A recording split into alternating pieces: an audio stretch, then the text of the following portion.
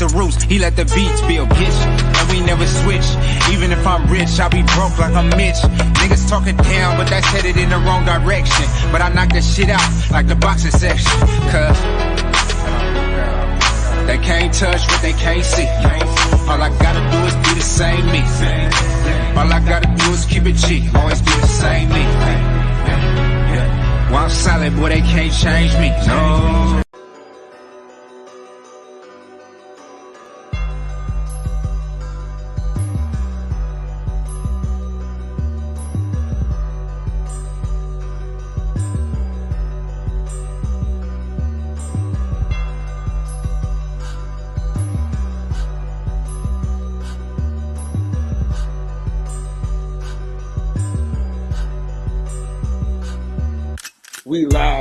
We live from the boxing section, you dusty ass niggas.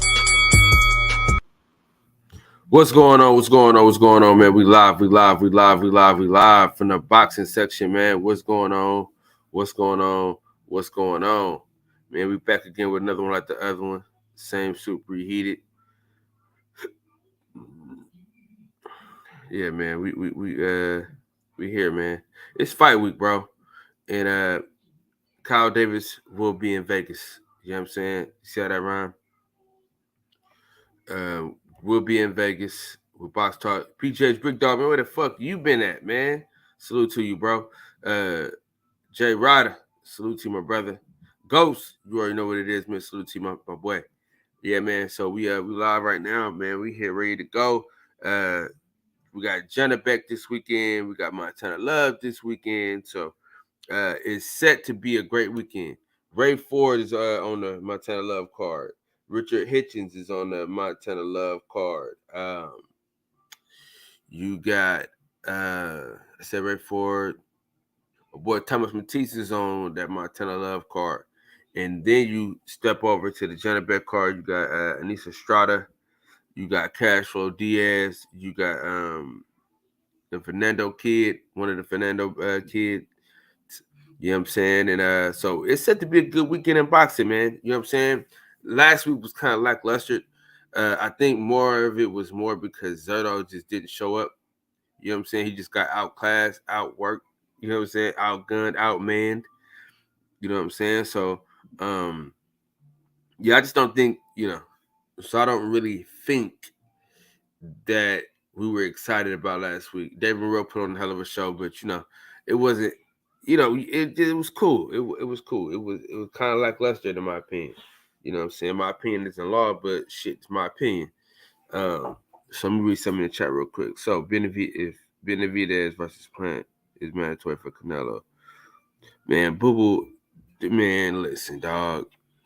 Don't get me started on Boo Boo, man, because it's gonna be a sad talking point. You know what I'm saying? We talking about Boo Boo Andre, man. It's really sad what his career has turned to off of one bad decision. You know what I'm saying? One bad decision pretty much ruined his whole career. And it's sad, bro. It's really sad, bro, because he had a chance. He had a chance to be great for real. He really did. And now you can't even get a fucking fight, dog. You know what I'm saying? He can't even get a fucking fight. And it's pretty sad, bro. Like, because he was such a good fighter, bro. And he does so many good things in the ring. But now, I mean, he hadn't had a fight in forever. He can't sell anything, bro. He hasn't been in his hometown to see if he could sell in his hometown. Nothing. I mean, so it's kind of it's sad. It's sad to see that his career went that way. Really.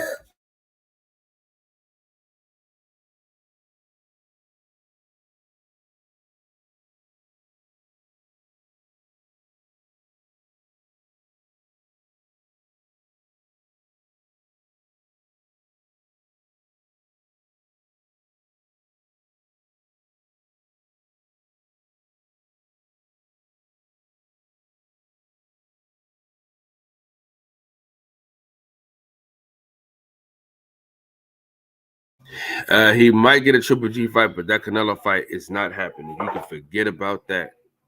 You know what I'm saying? You can forget about that, dog. I mean, what like from a business standpoint, you know what I'm saying? From a fan standpoint, I understand where you're going, but from a business standpoint, bro, there's no way. What's the use? You know what I'm saying? What's the use of fighting him? You don't need to. He don't bring nothing to the table for real. You know, from a business standpoint. I'm not saying from a boxing standpoint. You know what I'm saying? That's something that we would love to see. But you know, when you think about just overall, there's no point.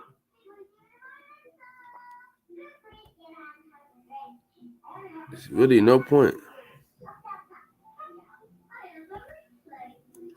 There's no point.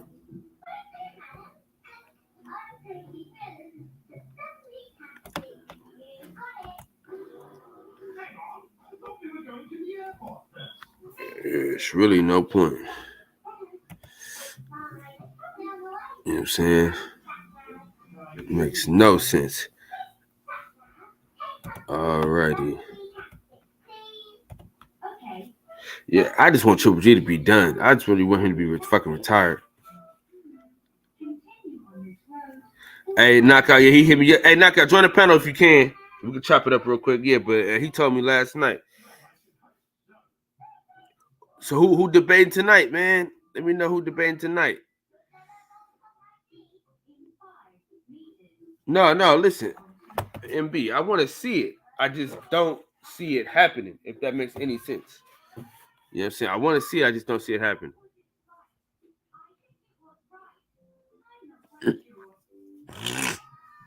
Yeah. You know, you want to see it, but we're just not going to see it. You know what I'm saying? I'm to the point now where a lot of the fights, if it's not, you know, on the table, I really don't give a fuck about them. You know what I'm saying? Because we just kind of just going through the motions. Hold on real quick, man. We got very special guests in this motherfucker. I really got to get this nigga a whole another intro though, bro, because, you know, Out the roots, he let the beats build, bitch. And we never switch. Even if I'm rich, I'll be broke like I'm Mitch. Niggas talking down, but that's headed in the wrong direction. But I knock that shit out like. What's going on, Knockout? Hey, my bro, what you call? You sound like you a little under the weather too, bro. Oh, for sure, nigga. Because you know, I've been working at the club the last 2 nights, nigga, and then having to get up, nigga, at 7:30 to take my kids to school. So I'm all fucked up. But you know, I was ready to go today though. I ain't even gonna lie to you. Nah, yeah, I know you was, bro. And I told I was gonna sub in for Right Side. I was like, they got their little thing going. It's been good build up and shit. I want to let them go ahead and do it. So I just do a regular show tonight and then just push out the next Thursday, so that way y'all can get it in. Cause bro, I don't want to have you. You know what I'm saying? Start off 0-2. At least you might got a chance against Right Side. Cause now we got a debate tonight. Fuck it. Nah, we ain't debating tonight. We ain't debating. Let you and Right Side do y'all thing, bro. I'm gonna let y'all do y'all thing. But I'm always gonna talk my shit though. And honestly, I just debated last night. I don't feel like debating now. I already talk some boxing. That wasn't a debate, nigga. I know it wasn't, but that wasn't a fucking debate, bro. You know, I mean, you told his ass. I don't know if you seen me. I was in the chat though. I seen you a hot. Yeah, I seen you, bro. It's just, you know, certain shit can't be defended, bro. And people. But see, he didn't even defend it in the way he could have defended it though, right? Because he really could have blamed the business of boxing. He blaming Errol Spence. I'm like, bro, you can't blame Errol Spence, bro. You have to blame the business of boxing. That's the only how you could win that debate. You can't blame Errol Spence. Errol Spence wasn't in charge. Terrence Crawford already told you he wasn't at the table. So you can't blame Errol Spence. You gotta blame the business of boxing. Yeah, that would have been a better argument. They need to come over and listen to you. Yes, I do. They need to come over and listen to you. That would have been more of a challenge, but you know, it is what it is, bro. I'm kind of tired of that. I'm kind of talking about that shit, to be real with you. Listen, I've been tired of that shit for I know you have. I'm getting there, bro. Because it's like it's pointless. You think you talking to people that's gonna, you know, make sense, try to use logic, and then be willing to change their mind and see things. But bro, everybody kind of stuck in what they believe in shit. So absolutely, people see that in front of them and be like, nope, I'm good. This is what I think. So man, fuck that shit.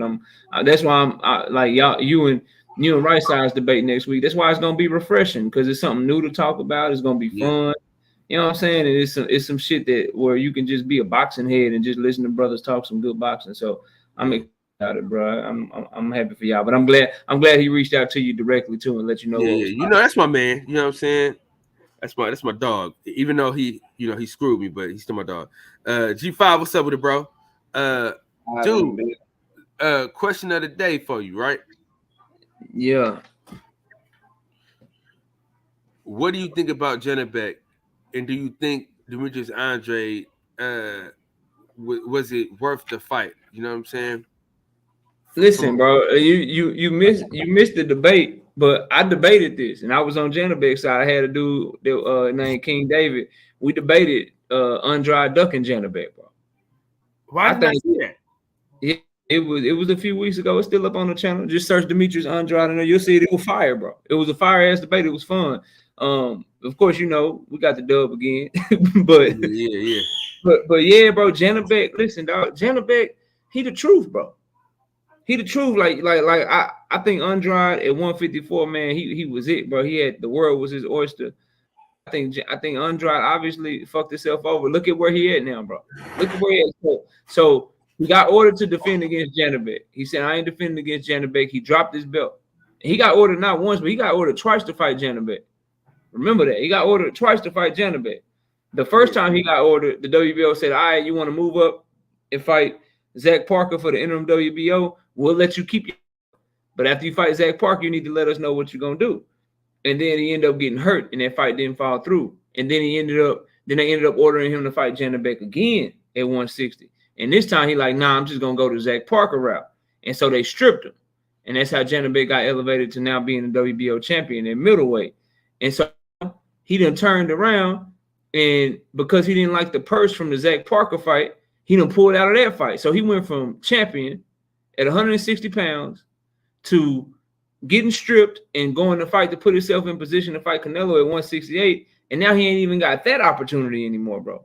So no shot at the interim belt to put yourself in position, and you ain't champion at 160. Of course he fucked himself, bro. And he ain't got a promoter no more. And he ain't got no promoter no more. He a man without a home, bro. He better go over there, bend the proverbial knee, and see if he can get some sort of deal from PBC, or else he gonna be out there in Antarctica somewhere with no fights, bro. Hey, listen, he has to be the worst businessman I've ever seen in my life, bro. He has to have the worst boxing team in the history of teams, bro. I've never seen a man do so much fucked up business in my life, bro. Yeah. To be such a good boxer, you just, I don't know what the hell he be having going on. You try to take your family with you, bro.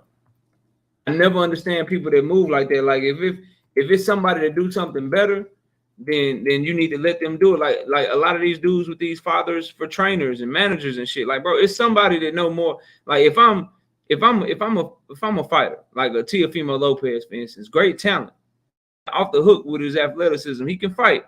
But you gotta know, damn, there gotta be somebody that can train me better than my daddy and get me to the next level. And if you his daddy and you love him, and that's your son, you want him to be in a position to where he can thrive and he can succeed. And it's too many stories like that. And in the case of Demetrius Andrade, like, bro, your daddy, you know what I'm saying, be part of the team and help manage your career. And look at what it's got you. You did the bullshit with the Rock Nation deal.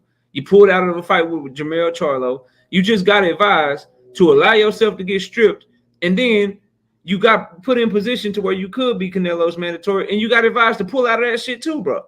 With no other, like he pulled, like at least David Benavidez, he pulled out of his fight with Uzcategui, bam, Caleb Plant is announced. So he had a backup plan and it was a way better fight.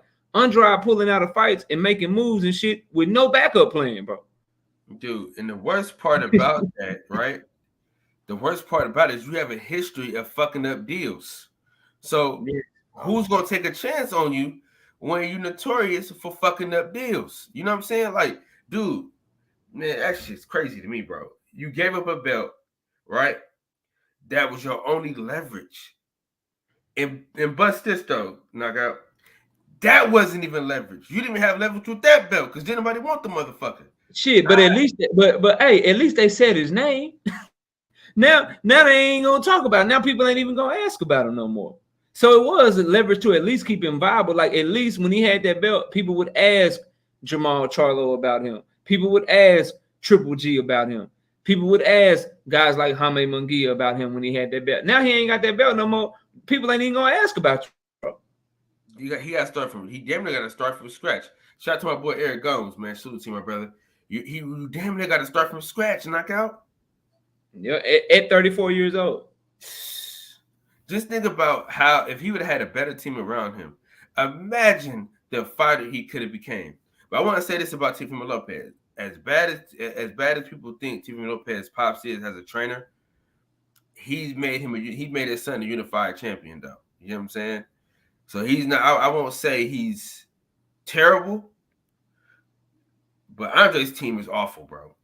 Yeah, you right about that. It's just, what have you done for me lately? What was your moment? Teofimo Lopez went out there and did very good against Lomachenko. He gets all the credit. But when you hear the instructions that Senior was giving him during that Kambosos fight, and you hear how flustered he was, and how just naive and delusional he was, then you hear his actions after the fight and how he was just being a coach, not giving the man credit, not taking responsibility and saying what they did wrong, bro. Just the delusion of that, bro. A delusional coach is gonna make a delusional fighter. Somebody that's giving bad instruction like that, like, bro, I literally heard Senior tell Teofimo Lopez after Kambosos knocked him down in the first round, Lopez went to the corner. This man said, that was nothing. You slipped. What? So you lied to your fighter in the corner. Then after round 2, you know what I'm saying, back, T.O. Senior tells him in the corner after round 2, what the hell are you doing? Knock him out. Knock his ass out. Like, those are the instructions that he was giving his son, bro. Yeah. So he either if he's not a bad trainer and he a good trainer, he need to do whatever he did to give good instructions and actually tell Teofimo what to do again. He need to get back to that shit, because this emotional ass just telling them, hey, knock him out. Oh, you slipped, lying to your fighter in the corner, bro. Like, you can't do that shit, bro. Not at the level that he's fighting anymore. Like, he's fighting Jose Pedraza. Teofimo probably beat him off of talent alone. But he get to fighting the guys like Josh Taylor, or he get to fighting somebody later, or somebody like Regis Prograis, or when Devin Haney move up to 140, if Tank decide to come up to 140, he gets to fighting at the high level again against these top-notch fighters, bro. The corner can make the difference. They can't have a corner that's giving them real instructions on how to adjust to you, and your daddy is just telling you, knock his ass out. Can't move like that, bro. Or you're gonna get your ass beat again. I'm telling you right now. You'll get your ass whooped again if you're moving like that. Hey, knockout. You know the problem, you know what was going on with Teofimo Lopez pops that fight, right? I think he was snorting lines, but I ain't trying to shit because he coked up all the motherfucking time. Yeah, there you go. I said right before you played it, I think he was snorting. Shout out to the only Philadelphia Eagles fan that I fuck with. What up, DJ? What's going on, KO? What's going on, man? Hey, fire debate last night, man. Y'all had some good stuff going on over there. Yeah, fire. What's up, Kyle? What's up, DJ? Hey, he beat the dog shit out that dude last night, man. That shit wasn't close. He tore his ass up, man. I was trying to be nice, man. Hey, we appreciate it. I'm trying to be nice. Hey, you don't want to give me. DJ ain't want to give me too much. Listen to it. Oh, look. What'd you say, bro? Look. No, I'm trying to be nice to the other guy, man. I'm sitting in the corner with my earmuffs on, like, throw the damn towel. Hey, DJ, remember when Mike socked Stacy? Yo, what up, Cal? What up, Cal? What up, JFL? That's what it was like. It was like on the wood. When Mike hit Stacy, and then Stacy just beat his ass, just hit him with like 15 punches.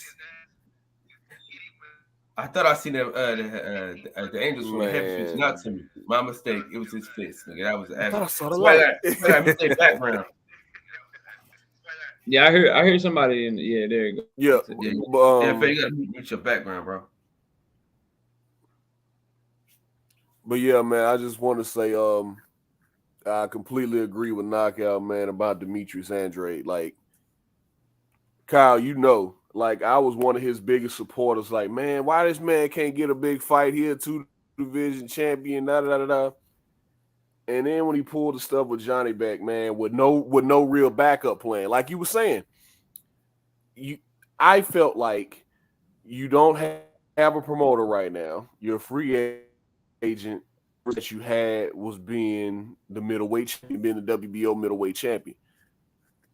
I felt like he should have took that fight with Johnny Beck, dusted him off on ESPN, because I think he would have smoked Johnny Beck. We don't know what Johnny Beck is. Everybody feels like he's pretty good. I think he could have dusted him off, man. And look at it like this too, DJ. Top rank got on ESPN. Top rank got the best matchmakers, bro. And something that they matchmakers saw told them to tell Bob Arum to tell the WBO to order that fight not once but twice. Because you know the WBO do whatever Bob Arum wants. So he went to the WBO and said, man, order him to fight Demetrius Andrade, which means his matchmakers is telling him, look, this guy right here, we got the shit out of Andrade. So and then Andrade's actions, they like, you might have, he ain't got the confidence that you got, because he ain't have no problem when that title defense was Quigley Wiggly from the Piggly Wiggly. He ain't had no motherfucking problem. When it was Luke Keebler, Scott, whatever the fuck, he ain't had no problem. Soon as that shit was Janabek, man, he got to go. He got something else he got to do. So I don't know, bro. I don't know. Right. I just think, see, I got another perspective on that. I think they told him, which, you know, they was on his bumper for over a year, man. Every time Andre fought, Johnny Beck would fight, trying to stay on that same schedule. And his team was like, hey, look, man, you know, we're trying to get that fight. I think, you know, this might be giving him, giving their team a lot more credit. But I think that they sat back and thought, look, he's not going to fight us. So if we stay in position, he'll end up getting stripped, because he's not going to take the fight, because he's looking for bigger fights. So, yeah, I think it might have been a thing like that. Yeah, if either he's going to fight us or they're going to take the belt from him, we're going to be the champion. So I felt like it was either that, or they really, like you said, they really thought Andre was sweet. I don't blame Andre for not taking that fucking fight. But man, I do. But if he would, like, hey, yo, he had DJ, no backup plan. DJ, if he would have fought and beat Janabek, that fool would have got absolutely no fucking credit from nobody. He still would have been told that he fought a nobody. Next, now he been being told that though. Why didn't he care when it was Luke Keeler? Why didn't he care that Liam Williams was a nobody, bro?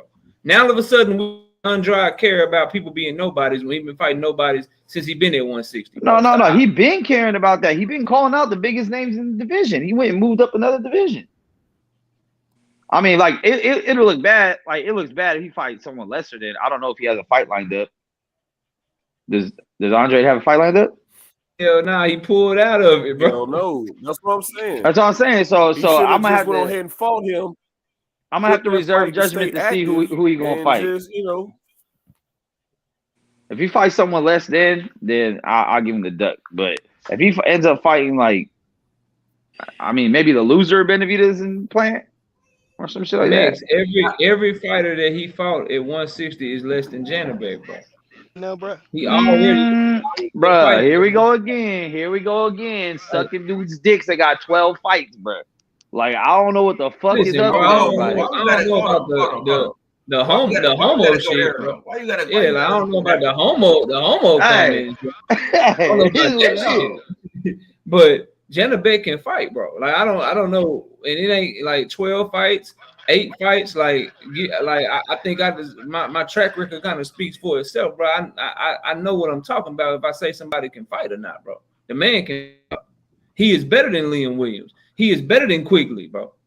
Like, that shit ain't up for debate. Like, he better than Quigley. Those fights got made, he would be the favorite in those fights. He's stopping their level of opponent. Danny Dignam, who is also a UK domestic level fighter, just like Quigley is. Janabek starts him in 2 rounds, bro. Like I don't know. What I don't even know the dude you just mentioned. That's why I know he's also fighting bummier bums. But he's getting people to order him to fight. He's He's a a young say fighter, this. Max. Well. No, he looked good. He looked like the Young next fighter, Triple dude. G. Honestly, he looked like the next Triple G. You know what I'm saying? I don't hate on Triple G like a lot of other people do. I think he was decent. I don't think he's like, fucking cream of the crop type shit. But I definitely think he's I was up saying there, this future Hall of Famer. I was saying the same thing. We really don't know. We really didn't know who David Morrell was, right? But when you put that belt on that kid in 3 fights, you can't go backwards from that. Like, you got to fight dudes now. Yeah, you can't go backwards. Last weekend with the Yerbo Sinelli fight, he should fight. Are you breaking up or me? Like, that's what I was saying. And everybody was talking. Everybody within this 5th fight was talking about David Benavidez, Caleb. Yeah, he'll beat all these dudes. Wait, he got 5 fights. Let's see what happens when the bell rings for the 7th and 8th round, and that opponent is still in there trying to knock his head off. Hey, Even though he dominated the fight, I saw some shit in David Morrell last week when he wasn't able to drop him and stun him throughout the first throughout the middle rounds, when the bell kept ringing for the 8th and 9th and 10th round, and Yerbo Sinelli was still in there. It was like, oh, okay. So now he knows how to put something on his punches, take something off, use his footwork, all this type of stuff. He really showed me his tool bag last week. So now, whereas I thought if you put that kid in there with David Benavidez was going to ruin his career. Now I think that's a lot closer fight. So you never know, hey, man. DJ, I'm a step further than you, DJ. Might really be like that, or he might just be another fucking Berlanga that, you don't know what he is until you put him in there with somebody who crack his ass back. Yeah, we don't know yet. Bro, you could be right about that, but I take it a step further. Based on what I've seen, bro, I got Dave Morrell Jr. You can take whatever 160 pounder, whatever 168 pounder that you can have him. You can take the field. I got Dave Morrell Jr. The only 2 people from 160 to 175 that I think can beat Dave Morrell Jr. is Dimitri Bivol and Artur Beterbiev. Everybody else is food. All of them. You can have. I got Dave Morrell. Bold statement. That's a bold statement. Honestly, I disagree with you, Knockout. I can see David Benavidez beating him. I mean, hey, I hope they make the fight. Dave Morrell is calling for the fight. I'm just saying, based off what I seen when I told y'all about, I don't know, what was it, 2 years ago? I was trying to tell people about Jesse Bam Rodriguez. I got this same type of reaction. It's cool, like no issues, bro. Like I understand that sometimes when you try to be ahead of the curve and shit, people gonna push back a little bit. But I'm telling y'all right now, if you really break them down and you look at them fight, you gotta understand Dave Benavidez Jr. He's been fighting guys like Kyron Davis coming up from 154, small guys like David Lemieux, 160, small as shit. Morrell Jr. is fighting real 168 pounds. But and whatever you want to say about him, the only advantage that you can give David Benavidez over Morrell Jr. is his punch output. That's it. Name something else to do in the ring. Stamina, rounds, experience, level of competition. What level of competition are you talking about, bro? Because between them two, Eidos, the guy that Dave Morrell just fought, is better than everybody that you've seen David Benavidez Jr. in the ring with, bro. He was better than Darrell? Who did David beat? He ain't better than Darrell. Come on, he is bro. better. David Benavidez fought Anthony Darrell when Anthony 36, 37 years old, bro. And Morrell was giving him problems in that fight, bro. Problems. Like he fought a past his prime fighter, bro. And guess what? That was the one true 168-pound fighter that he fought, and it took him damn near the whole fight to finally get rid of him. He struggled with Ronald. Ronald Ellis had good moments in that fight. Ronald Ellis was counterpunching him. You look at Morrell. Shit out of Ronald Ellis. He's far more athletic than David Benavidez Jr. The feet aren't even close. His defense is way better than David Benavidez Jr. That's not even close. David Benavidez Jr. squares up. He throws a bunch of punches, leaving himself wide open. Tell me he's just gonna walk through the counters. He leans his chin out. Right now. I'm taking all bets. I have all y'all in. But that what fight, happens? what happens when a pressure fighter gets put on their back foot? He's not walking down Benavidez the way he's been walking everybody else down. Did you watch his last fight? He took the back foot damn near the whole fight.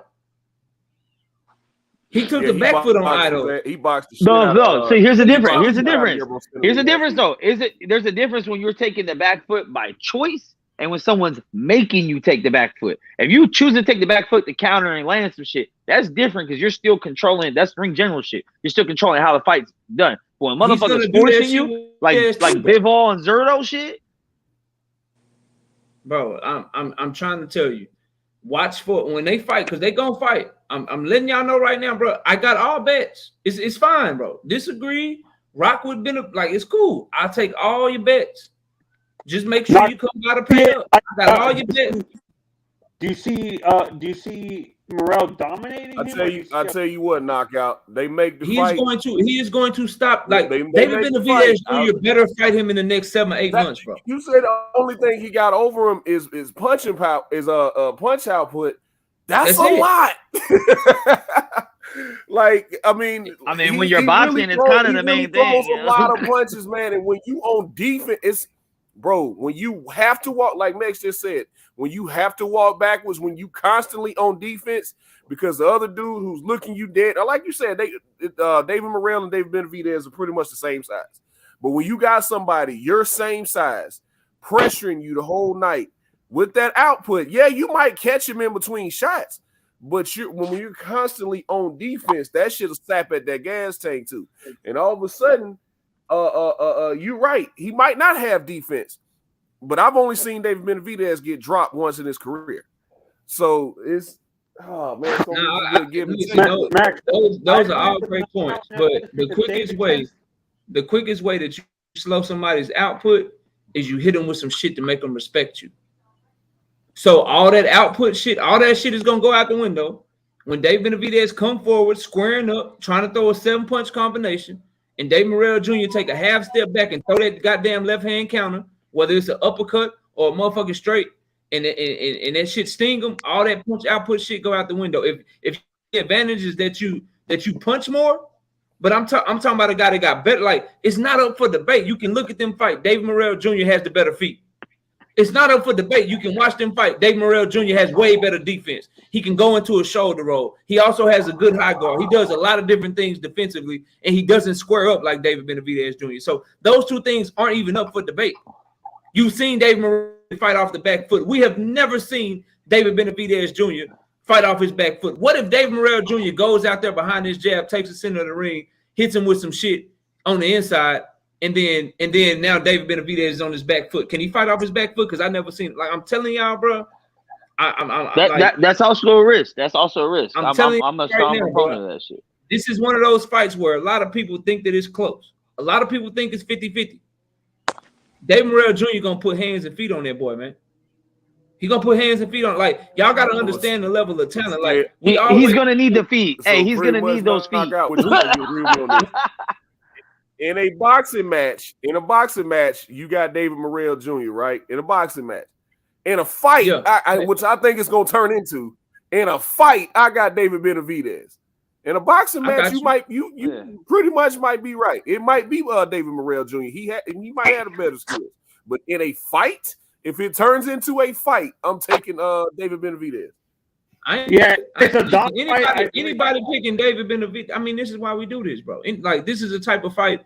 David Benavidez, David Morrell, Benavidez playing. Like, we need fights where there's up for debate. Like, not fights like fucking I don't fucking know this fucking what's happening this week. This goddamn high risk, low reward. Janabek versus Bentley this weekend. Like, nobody's fucking disagreeing on that fight. Everybody knows Janabek about to beat the shit out this dude, bro.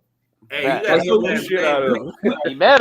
He better. With all the shit y'all talking, he better. I ain't tripping off nobody disagreeing, bro. Like that, it is what it is. I just Benavidez hope now Benavidez go in there and do something dirty to Plant, then okay, I might change my mind a little bit. But if he struggles with Plant, can't find Plant is elusive, Plant boxes well, and wins a decision, or Benavidez has trouble until Plant gets tired or some shit, like then I'm standing firm on what I'm saying, bro. But that's the same shit happened with Canelo. Plant looked good for a minute, but and then he waved the white flag and said, "Well, at least just tell me I'm good. At least tell me I'm good, Canelo. Yeah, I'm good. Okay, knock good. me out. I'm good with 21 fights, right? 21 fights. I'm really good. I'm not bad, Yeah. huh? But also knockout. I give David Benavidez has more championship round experience. But do you agree, or are they about even in that? In terms, I agree with you. Listen, it's two things that's hard to tell because they can't fight for you. Sometimes it comes up big, sometimes it don't come up at all. That's your experience and your resume. Neither one of them can fight for you. At the end of the day, my philosophy is, bro, I do value experience. I do value somebody being in there against top level guys. But at the end of the day, talent and ability is sold in much higher regard. Like and people don't understand what Dave Morrell Jr. did, not only as a professional so far, but as an amateur. Like you got to understand how hard it is in Cuba to be a successful amateur. We talking about a guy that was winning Cuban national championships at the age of 18 years old, 19 years old. This is a country where they come out, bro. They're successful because they're in their mid-20s and shit. Like you think of Guillermo Rigondeaux, you think of fucking Robrizi Ramirez and guys like that, bro, that come out and those are the type of level fighters that he was going against at 18 years old in the amateur, and he was beating their ass, bro. This is like I think Guillermo did an interview recently. He said when he was in the amateurs, he didn't want to fight Morrell because Morrell would destroy him, like beat him down. Think of like Frank Sanchez, like all these Cubans that come out, bro. They be in their mid-20s with the type of amateur pedigree that David Morrell was getting in his. Frank Sanchez is a kind of suspect in his last fight too. Yeah, he did. But what I'm saying is, I've heard all the same shit about Frank Sanchez. Think of how talented you got to be in Cuba to be winning national Cuban amateur championships, 2 of them at the age of 18 and 19 years old, bro. Think about how cold. Hey, Naka, a lot of Cuban boxing fans were saying David Morrell is probably the closest thing to Teofilo Stevenson in boxing, right? Like even though Teofilo didn't make it to the pros, but in the amateur wise, he said they were saying he was the closest thing to Teofilo, and that's saying something. I'm not doubting he's talented. I'm not doubting that. We'll see, but the thing is, bro, these promoters like Top Rank, like PBC, they don't put you in position to be a belt holder this early in your career unless they see some shit. And this man, they came out the gate. They got him already in position to fight the top level company. The man only got 8 professional fights, bro. And we already talking about him like this. Like just go watch him fight. Like go look at the inside fighting that he did. Like go show me David Benavidez taking a pivot to his lead hand and getting the left hook off to the body and then throw a right hook, right uppercut to the body combination, high guard to high guard. Bro, this man doing shit that people don't do, bro. The shit is nasty what he doing in there, bro. If you really watching and paying attention. And he's strong as an ox. He's wise beyond his years, to be honest. I'm trying to, bro. He gonna use David Benavidez Jr. aggression against him, and he gonna throw one of them goddamn right hand combination, and that's gonna change the whole goddamn fight. You know what? Benavidez is gonna smile at him, stick his tongue out, and walk his ass down. Hey, can I give y'all a spoiler alert though? What's that? Spoiler alert. That shit ain't happening. I don't see why not, bro. Let us dream, you might man. be right. You might be right. Dream, man. I'm here to tell y'all Santa Claus ain't real. That's what I'm here to do. I'm here to tell you the Easter Bunny ain't real. That's what I'm here to tell do. you another fight that's not happening that I really wish would happen that I don't think gonna happen, man. I think somebody gonna end up pulling out that Shakur Isaac Cruz fight, man. That shit ain't gonna happen, bro. I wanted to, but I don't think that shit gonna happen. You know the PBC not gonna let that ride. I want to bring All they're up gonna do is just let half those fights get franchised and ain't gonna get made any motherfucking way. So Canelo ain't gonna fight the winner of Plant Benavidez either, unless it's Plant again. I think because look, does anybody still have a franchise title? I think Yeah, Canelo does. Realized, huh? Canelo does. Canelo got it down at 160, but they ain't transferring it to 168 no more. And Juan Francisco Estrada still got his too. Okay.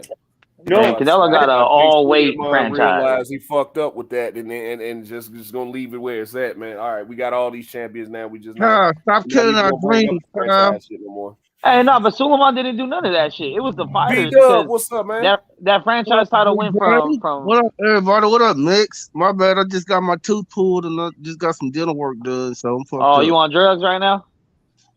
Shit. Nah, I can't take that shit. That shit make me loopy. Yeah, that's the last thing we need. Yeah, I don't take that shit. I just go through the goddamn pain. Yeah, I gotta do. go through this on Friday. Fuck that. Bro. Put me out, bro. Give me the gas mask. I don't want to. You don't like that shit. I don't like shit that make me sleepy and I ain't sleepy. I go to sleep when I'm sleepy, bro. Yeah, I feel the same way. I don't like that. But man, Kyle, stop hating on Al Haymon, man. That's real. Listen, brother. You keep saying Al Haymon. That's not even those. He's not. Neither one of them dudes are Al Haymon fighters, bro. Really? They're Bob Arum.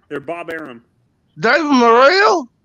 David Morrell's not a. He's not. He is not an Al Haymon fighter, big boy. He's just. What's the dude? Samson. What's his last name? Lipowitz. He with the Warriors boxing dude. He with the Warriors boxing thing. Well, we know Benavidez with Al Haymon. No, he's not. He's with Samson. He's also with Samson. They got the same exact promoter.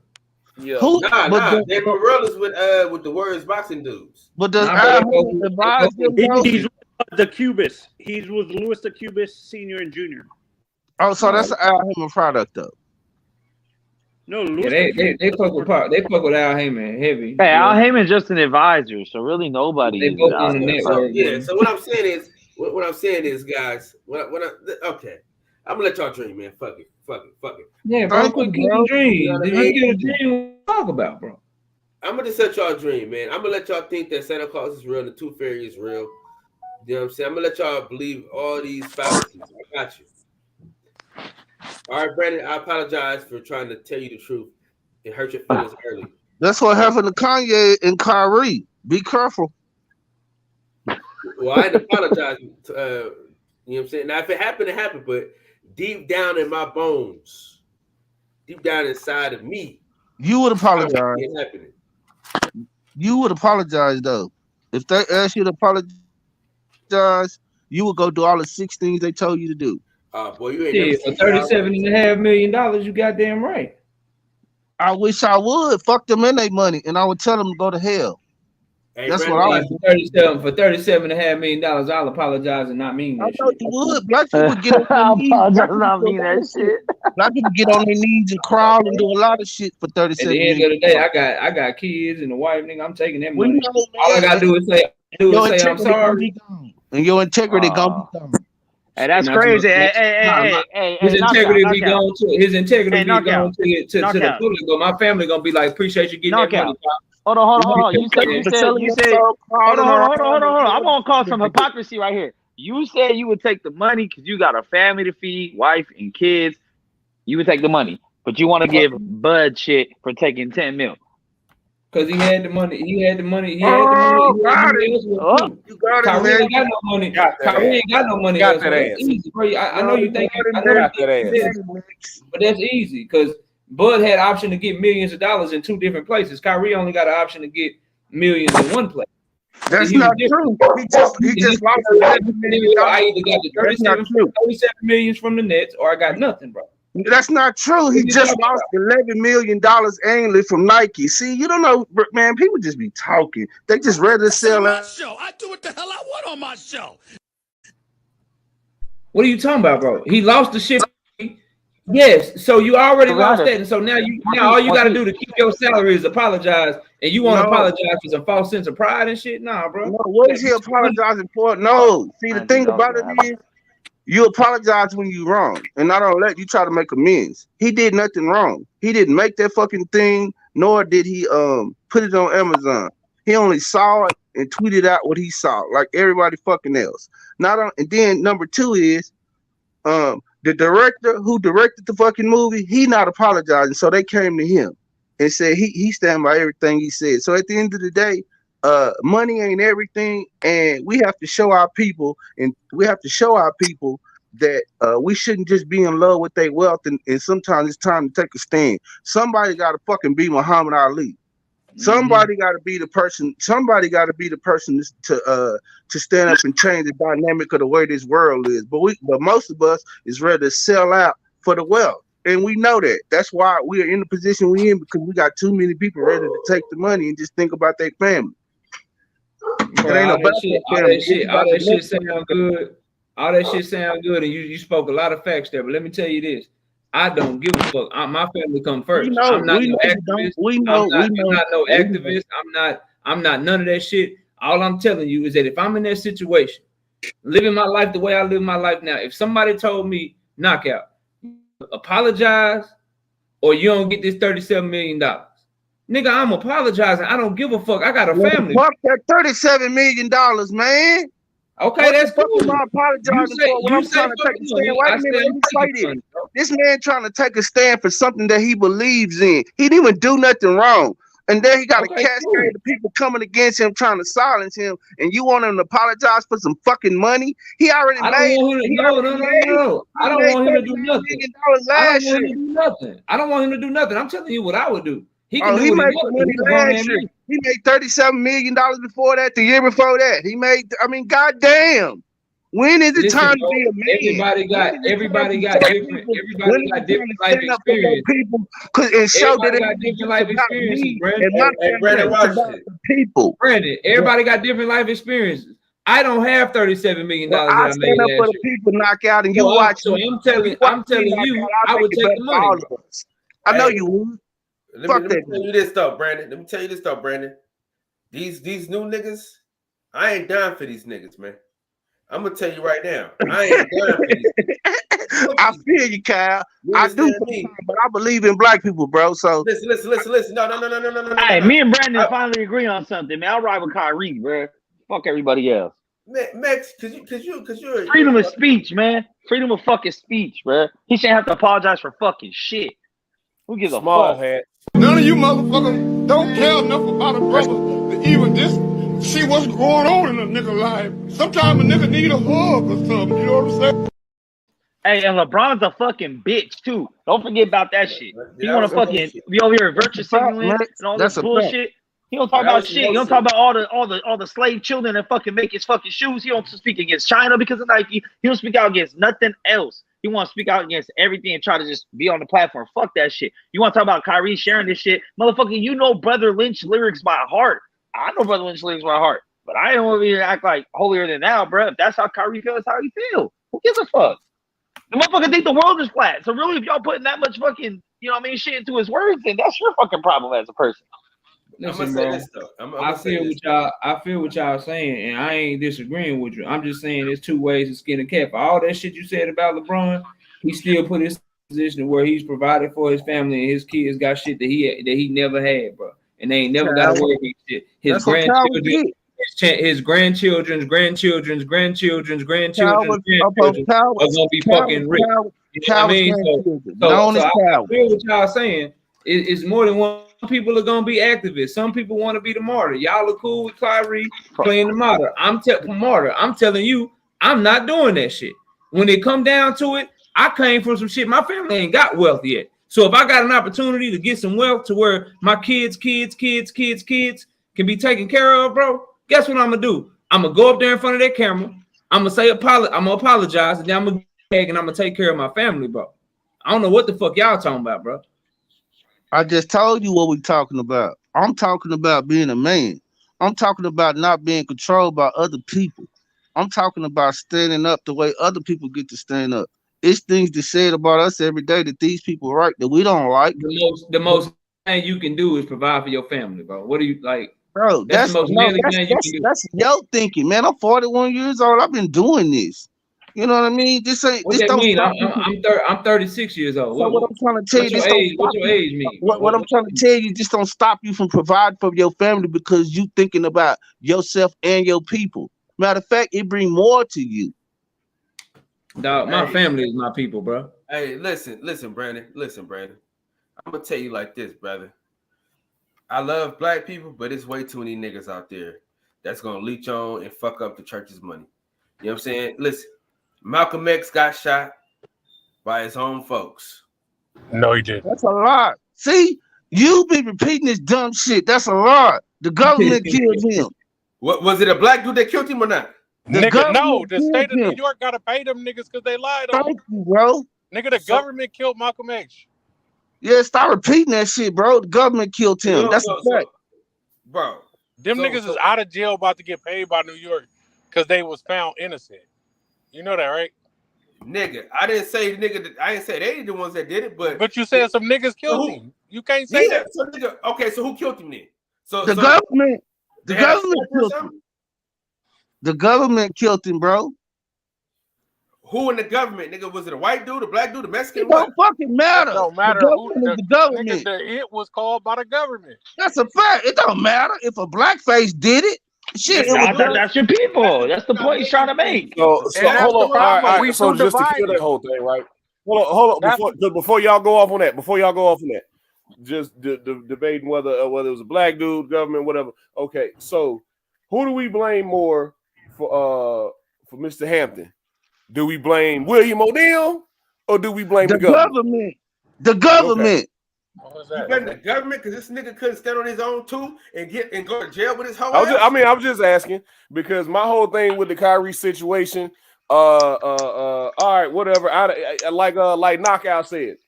It's kind of like we used to do something, your mama used to be like, say you sorry. Sorry. It'd have been some shit like that, but the stipulations to get his job back. Y'all can lick my nuts. I'm not doing all that. Yeah, they played him with that shit. I think it's a two-way go. I'm not doing all that shit. See, I didn't really give a damn about what Kyrie did. I didn't really give a damn about the whole tweet shit. It was like, okay, whatever. It's a movie. Why y'all mad at me and not Jeff Bezos? Why y'all mad at me and not the dude who made the movie? So, you know what I'm saying? I was like, okay, whatever. I would kind of stuck to that. But after they showed the list of stipulations, I didn't believe the shit at first. It's like, he got to do what to get his job back? Oh, lick my nuts. I'm good. You got niggas like LeBron, Shannon Sharp, Stephen A. Smith coming out being divided instead of supporting the nigga the same way the NFL players did Kaepernick. A nigga gonna be like, all right, well, fuck it then. I'm gonna just take the money and go back. Well, you gotta stay. Yeah, but Kaepernick was a bitch too, though. No, Kaepernick stood on something and nobody. Oh, he did it. He did it for the check, bro. He did it for the fucking check. He bro. He sold the fuck out. He took the check when he seen niggas wasn't supporting him. Oh well, then obviously his stance wasn't that. You don't need people to support you to stand on your square, bro. You can't stand on your square and be like, "Wait, no one's with me. Never mind. I don't feel this way no more." Like, you do need your people to stand behind you because outside that you don't have no protection. The thing about it is we don't protect our people. We don't have an army, so they be out there by themselves. I fuck what Kaepernick was saying in the stance he took, but then when he folded under pressure, I can't respect men that fold under pressure. He took them to court, nigga, and they settled out with him. How did he fold under pressure? He took them to court, nigga, for the wrongdoings that they did.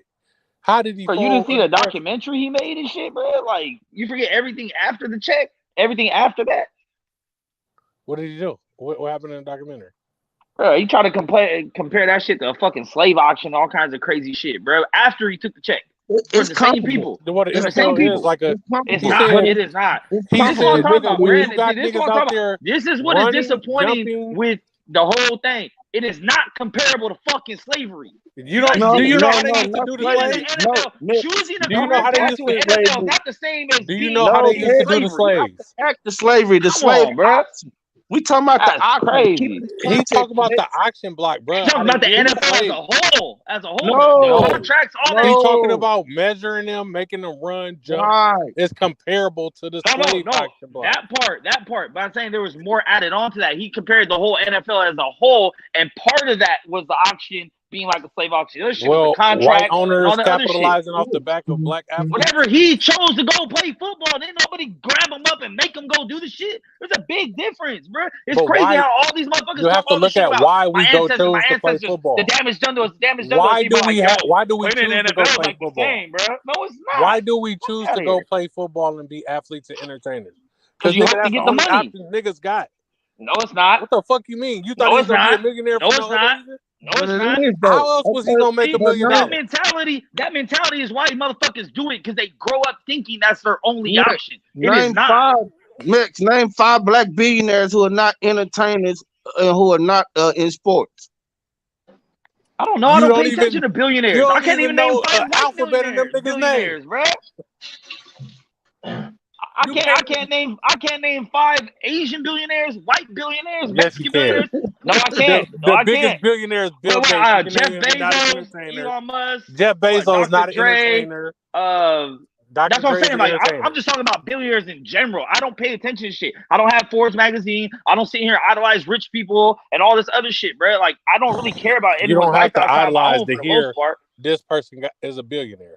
I don't sit there and watch. Yeah, but I'm saying I hear it. I don't know if that's true or not because I heard Kanye was a billionaire. I also heard he wasn't. I heard Dr. Dre was a billionaire. I also heard he wasn't. I heard that LeBron signed a $1 billion contract, but is he a billionaire right now? I don't know. I don't pay attention to that shit. They're rich.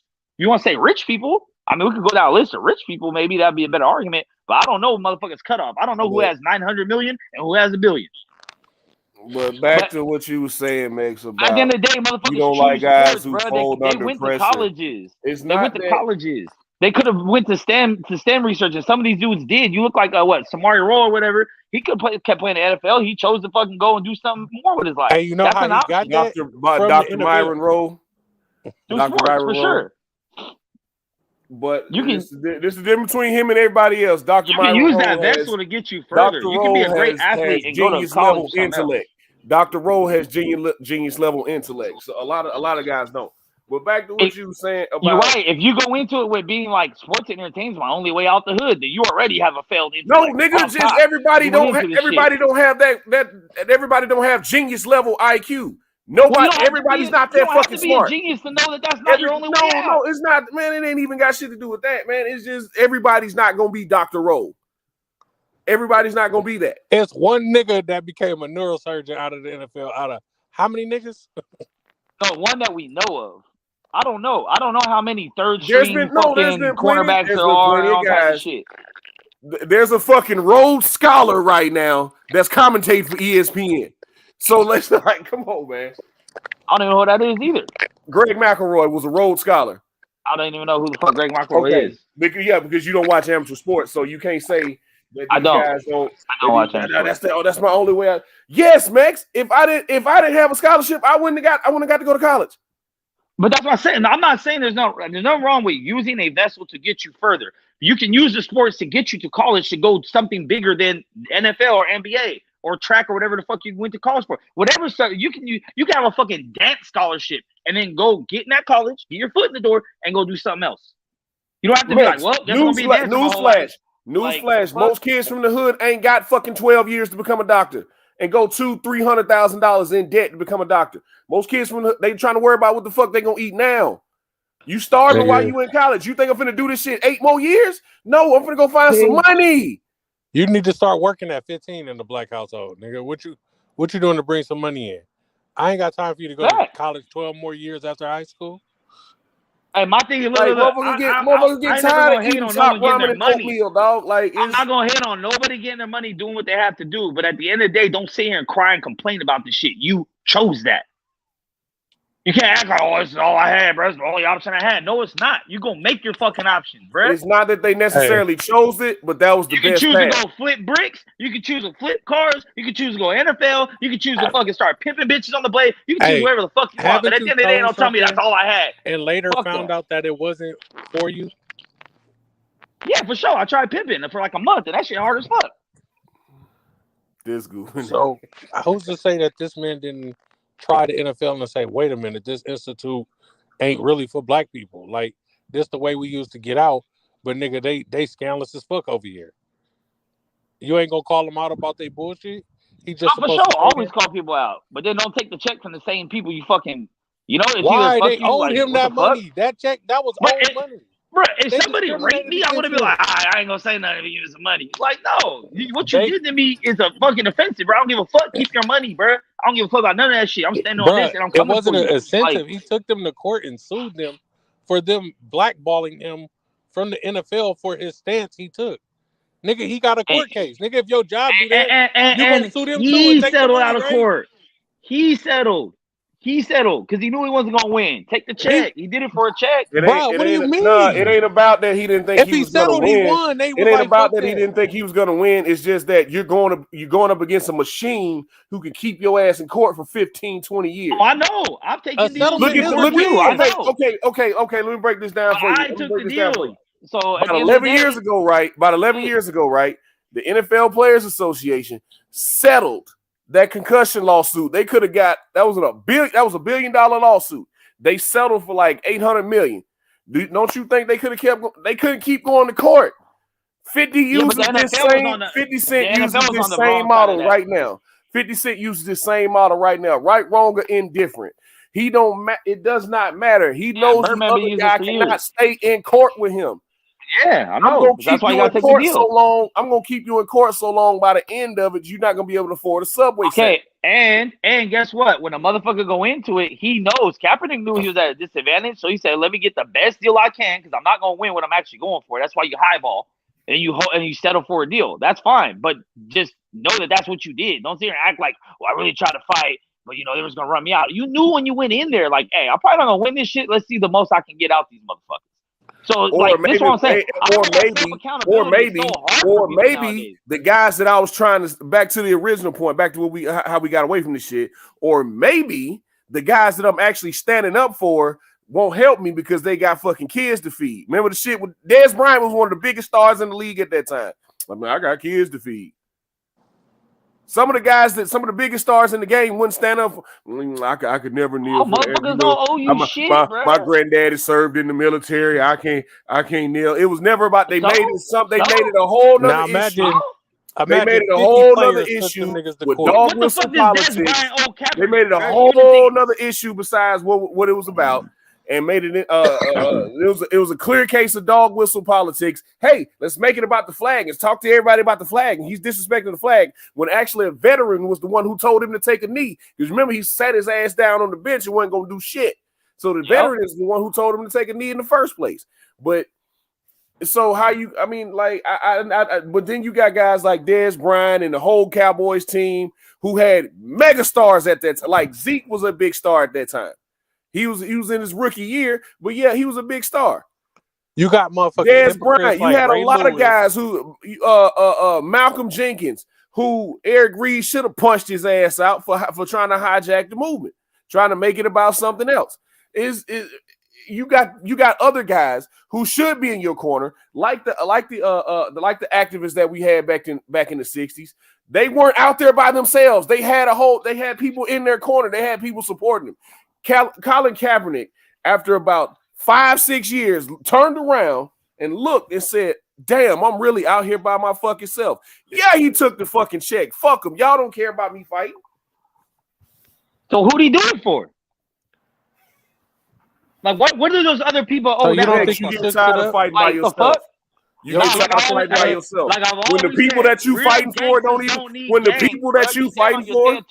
No, my principles and morals. This ain't got nothing to do with the fucking Cowboys. When Jerry Jones went out there and told them y'all gonna stand y'all ass up, they went out there and stood their ass up. Cool. This ain't got shit to do with just the Cowboys. That's right, DJ. They made that choice for themselves. Nah, fuck that. Jerry Jones told y'all gonna walk y'all ass out here and stand up. I wish the fuck y'all would take a knee. I'd have made him. So when one guy can do that, and you only got a handful of guys that's got your back out of hundreds of NFL players. The whole locker room was split. Everybody who had a voice or who had the money, who had the financial backing that could actually take the risk and do that, they didn't have his fucking back. I'm fighting for y'all. That's that shit Kyle talking about. I'm not dying for y'all. Back, bruh. Why did they have to have his back? Because he can't do it alone. No. Because you can't do that shit alone, man. That's bullshit. You can't do that alone. That's the shit you missing. He chose to take a knee. He did not talk to the fucking NFL about it. Say, hey, we all doing this? But he also wasn't out there by himself either. He also didn't do the shit by himself. Eric Reed was right there by him. And then you had Kenny Stills in Miami. You had certain guys. You had certain guys that were out there. You had certain guys that were out there with him. But at the end of the day, once he's been blackballed from the league, because he can still fucking play, but once you've been blackballed from the league because of how you view social injustice, and everybody tried to make the shit about.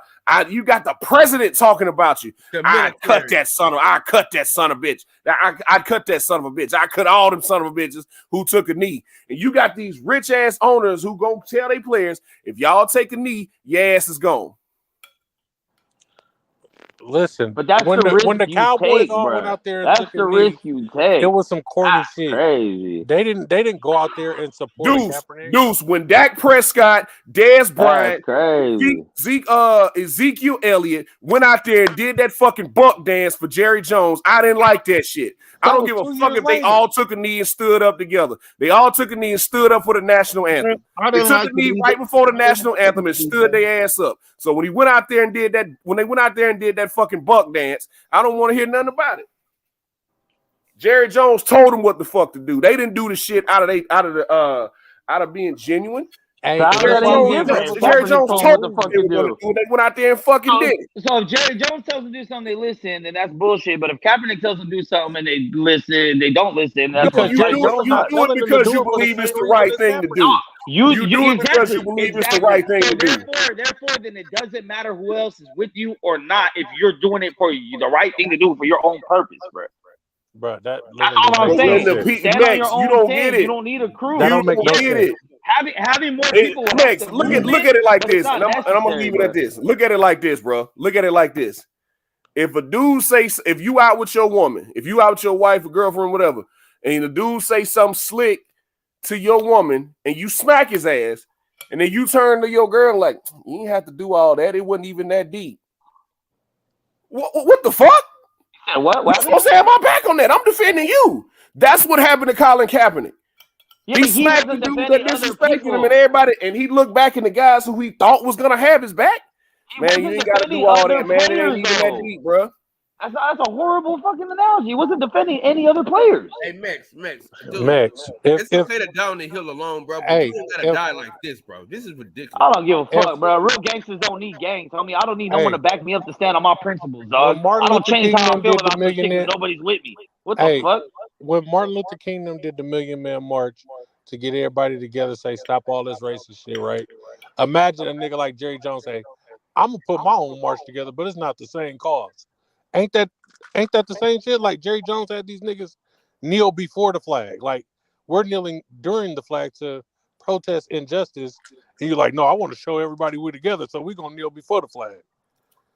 I mean, that's his own shit. Everyone has their own decision. Motherfucker choose he want to grab his balls when the flag's going or pick his nose. That's the individual's decision. I don't need other people to rock with me for me to and then I change my mind. Like, well, no one's rock with me. Never mind. I don't feel this way no more. I'm not going back and forth no more. Hey, what's going on with boxing this week? Hey, Max, did you know that Kaepernick were receiving death threats? Do you know that everyone in the 60s were receiving death threats? No. That's not what I asked you. Did you know that Colin Kaepernick was receiving death threats? Yes. Why? Why did he receive death threats? What did he do? Why Jerry Jones didn't receive one when he kneeled? Yeah, I'm pretty sure Jerry Jones received death threats too, but man, get crazy the reasoning behind it too. Just change the subject. No, hold on. You think celebrities in general don't receive death threats every day? You don't think Kaepernick had some shit before he ever kneeled? When he just had a bad game and threw 3 picks? You think niggas want to be like, oh, but look at what he's receiving death threats for. Look at what he's receiving death threats for. So now we get to the meat. Now we get to the meat of it. What it's for. I don't agree with the shit. It's probably some racist ass fucks that are talking about shit. But if you want to talk about, that this celebrity receives death threats, so why did they all do. We all say celebrities. We said Kaepernick. So why did Kaepernick receive death threats? What did he receive them for? I'm assuming it's from racist people for his stance. Because he took a stance injustice. Once again, I'm assuming because I didn't see him. So he deserved his life threatened on a daily basis. I never said that. Why you just by your own admission, right? Just by your own admission, Dr. Martin Luther King and Malcolm X both received death threats back in the day, right? Yes, how did it turn out? And it didn't stop them, did it? How did that turn out? How did that turn out?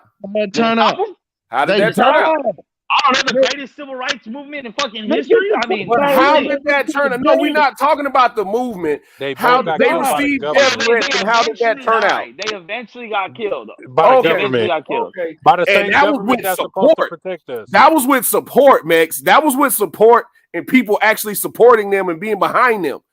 Kaepernick had nobody. He had Man, I don't got nobody nobody every night. supporting. I'm fucking with They y'all. had a Don't whole fucking crying movement. about it, bro. They had a whole movement and a whole community of people behind them, and they still got to him. Kaepernick had nobody. Yeah, I'm gonna take the death threat serious. I'll take all death threats serious. Hey, some rogue white boy would have killed him, and they would have took him to get Burger King after he did it.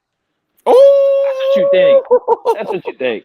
Y'all always want to use outlier examples, but you motherfuckers don't even really know the statistics behind anything. I understand it's emotional Hey, subject. Deuce, either click the link and get out the chat. Emotional Man. subject. Is that an outlier? Kyle, put the link in the chat. Deuce, either click the link or stop talking to me, man. I don't think that's an outlier. We just had a What's up, situation. Bureau? Yeah, let's get off this. All Man. right, all right. Well, I get up off of it, DJ. Yeah, because don't act like you don't know motherfucking non-white murderers that got off in court that because for whatever reason. I know people personally that should be in jail right now that aren't. So it's not just a white, it's just that one thing gets publicized more than the other. The same reason why everybody's cool with Biden right now when they had a whole campaign against Trump. And what do you say every time Biden does some shit? If that was Trump, it would be all over the news. Same shit. Like just like people like I know like all of us just as US citizens, we know a lot of names of black people that have been wronged by police or murdered in cold blood and all this other shit. How many white people you know? You think there's really all zero? I know is Dustin Poirier finna knock How out many Michael Asians Chandler do you know? this How many week. Mexicans do you know?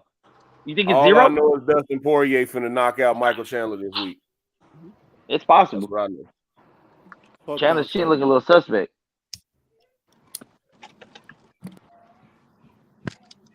What's up, hero? Hey, you can't be DJ, an what up? ally. What up? What up?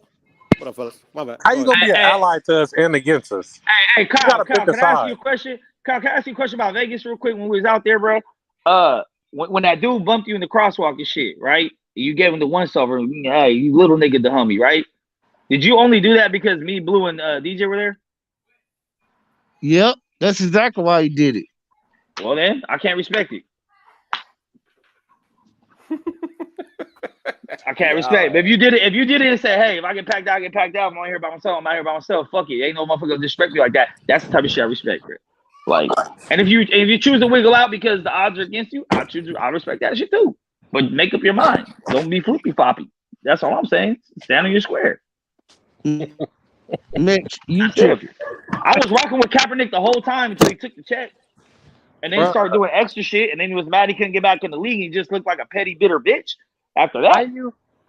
How you mad at a nigga for taking a check that was owed to him? How's that owed to him?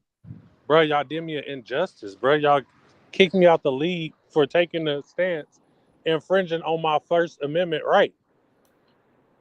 See, but that, my thing is, I don't understand why. I guess I do because the team is is part of the league, but it's like the whole league didn't do it. It's his team did the shit, and then none of the other teams picked him up. So he did get blackballed, but either way, you took the fucking Bro, check. they colluded against him. Man, shut the They fuck have up, emails of the owners colluding against him. I know, to and that's keep why him out of the he league. got checked out. He How got is his that not cash. wrong? But I'm saying, why not be like, Dustin fuck that? Poirier and Michael Chandler are fighting this changes. weekend. Because Great really, fight. what did that check Who are change? He took the check, and then what change did he get from that? Did he accomplish his goal, or was it just for the check? He's still fighting. He's still doing shit. It's just not publicized because he's not in the NFL no more. You think he stopped doing the work because he got a check? Nigga, he still got a foundation. He still go to schools and teach the know your rights shit. The nigga done been to more high schools in America teaching black kids about their rights than anybody. What are you talking about? In a comfortable position, though. Even when he wasn't in a comfortable position, Max, he was giving away his own fucking money. I'm comfortable now. Motherfucker What does got that hella mean? bread, bruh. He's supposed to be. Fuck the NFL. Bro, if your job wrong, you not gonna sue them? For sure. Fuck the NFL. For sure. Like I said, I stand with the principle. I stand with the stance.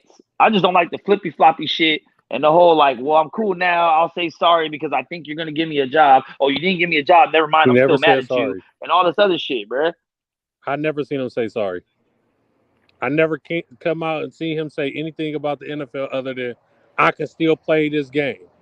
Okay, That's why it. would you still want to play there then? If it's so bad, you going to a point of doing all this shit, but they want to still be there. It's like a bitch and you caught cheating on you, but you're like, but baby, let's still make it work. We can still make it work though. On another note, I'm glad Cain Velasquez is out of jail. He is? Shout out there, yeah. Llama. Salute that guy. He's an American hero. We should all aspire to be like Cain Velasquez one day. Hey, they should start a petition to get him a sure. gold medal. And the key to I the pray I'm fucking never in city. his. My bad. Yeah, I pray I'm never in this position. Yeah, there Cain you go. Velasquez never give a fuck who was with him. But we should all that's what I'm saying. Take me to trial. Find 12 people to convict me for what I did. The bitch trial. Yeah, don't go to no speedy Take me to trial. trial, bitch. I ain't taking no plea. Take me to trial. Find 12 people to convict me for what I did. If they put women on the panel, he getting off tomorrow. They gonna be like, hell yeah. If they put fathers on the panel, they done. They get one father on the panel, they done. Oh. It's over with. Prosecution, whole case gone. I don't care what y'all bring in front of me. Y'all knew that dude was a fucking child toucher, and y'all allowed him to work at the family daycare. Y'all allowed him to get bail. Yeah, I tried to blow his brains out. Once I figured out he fucking with my folks, yeah, I tried to blow his brains out. So what? Take me. Hey, Kane's a legend. Kane's a legend for that shit. And you know, the most beautiful in that position. And the most beautiful part about it is he didn't give a fuck who was with him or against him, and he rode on his fucking own, bruh. And that's the real shit. He's a grown man doing grown man shit, man. Kane to go heavyweight just for that. He still needs support of the people for the people to trade. He still needs support of the people. What are you talking about? He didn't say, hey, someone's touching on my knees. Everybody with me? But he needs support now. Bro, this guy is ridiculous, bro. Stand on your square, bro. That's it. Next, you reached on that one, but I still love you, bro. You need a step like to it for that I one, reach. right. I was saying with the fuck shit and self accountability excuses, bro. Everybody make their own decisions, do dumb shit. I do dumb shit all the time, but I'll never blame it on no one else. It's what I wanted to do. What I wanted to say. Andrew Tate, a kickboxer, right? Yes, sir. I blame you for Jake Paul, Mix. Damn. hey, Andrew Tate, Jake Paul gonna be a good fight. Does he get credit for that?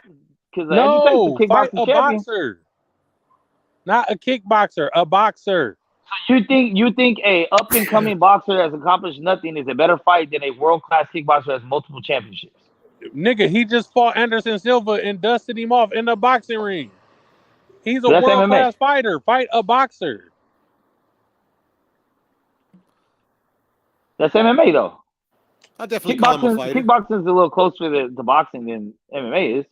That can't be denied. And he's bigger than him. Them niggas look like they're the same size in that picture. Talking about he's 6'4". That nigga is not 6'4". I hear Jake Paul lost that fight, but they gave it to him. But that's what I hear. You hate that motherfucker. Nah, I didn't watch it. But that's what they were saying in like the. It might have been close, but he dropped Anderson in the later rounds. Yeah, see, that's like. That's probably what won him the fight. It was close, but How old is Jake Paul? But the fact that it was close with a 47-year-old man lets me know. And what does dropping him have to do with anything? What was it? The seventh round, eighth round. That's what saved him. Yeah, I think it was 7th. It was only I thought he was gonna knock him out since he got knocked out 2 times in camp. I thought he was gonna end it early. Hey, but Anderson Silva beat a real boxer. 4 out of his last 5 fights in the UFC, he got knocked out. Jesus. But please don't get me started on goddamn Jake Paul. God damn it. I don't hate Jake Paul. If that's your lane, if celebrity boxing matches with retired MMA fighters is what you want to do, then cool. But I don't like let's get off his sack. Somebody he the face of boxing when he's not even a real boxer yet. So. He's just pushing the sport forward, man. Fuck is he pushing the sport forward, not fighting? More people are boxers? interested. More people are interested in watching it. No. Sideshow shit. People casuals like that have never wanted to watch it or watching it. People like spectacle. Hey, let's celebrity boxing, bare knuckle boxing. You know, anytime I go anywhere and see people fighting, I'm gonna watch. People like some people. There's a lane for that. Yeah. Midget fighting is lit. You'll watch midgets fight, but you won't watch somebody 112 pounds fight. I mean, midgets are about 112 pounds. Same shit.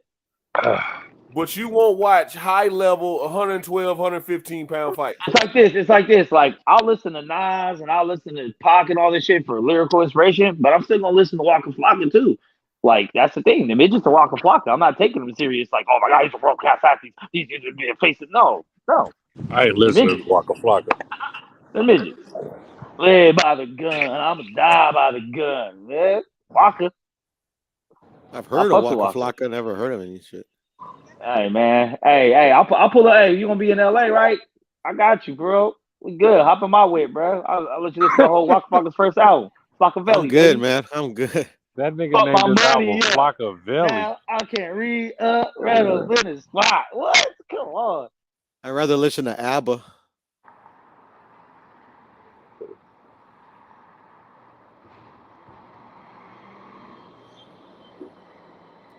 Do you think Max likes Tekashi 6ix9ine? He probably was a fan before he snitched. He's probably more of a fan because he snitched. Oh, shit. I'm talking Hey, shit. I did like 6ix9ine when he first dropped Gummo. Like, I didn't know who the fuck it was, right? Because I was on SoundCloud and it said Tekashi 6ix9ine. I thought it was a Japanese dude. I said, what the fuck? This sounds like some old crunk shit. This sounds like some old look. Because I love Lil Jon, bro. I love Lil Jon. I listen to Lil Jon, Eastside Boys all day. I don't give a fuck if it's just bunch of niggas. No, whatever. I don't care if it's no lyrics at all. Like, that shit hit to me. So I heard that tell shit. people he make good workout music. Yeah. And nobody believed me. And then he snitched, and I was like, well, you got to take that. That's how I was too. I was like, fuck. And then he snitched. And everyone came back to me like, hey, this is the dude you was talking about. I was like, oh, man, come on, man. I didn't know that.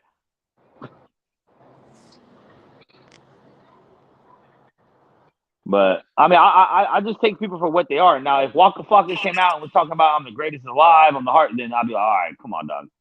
Nah, he kept it real. Said he was a whack rapper. So he said it. Yeah, that's why. That's why. He said he made 28 million his first year. So at least he's honest with himself. That's why I fucked with him even more, bro. Even in the MGK video, like, you think he's tight? Like, hell no. You know he's not tight. I fucks with that. Oh shit. I remember when I used to listen to rap, or my dad used to like watch a rap video. I was watching a rap video. My dad was like, "Man, what's up with these clowns?" I'm like, if he was alive today, he'd see Tekashi 6ix9ine. It's like, see, I told you. That nigga is a literal clown. I know, right? Damn. Fuck it, man. To each their own.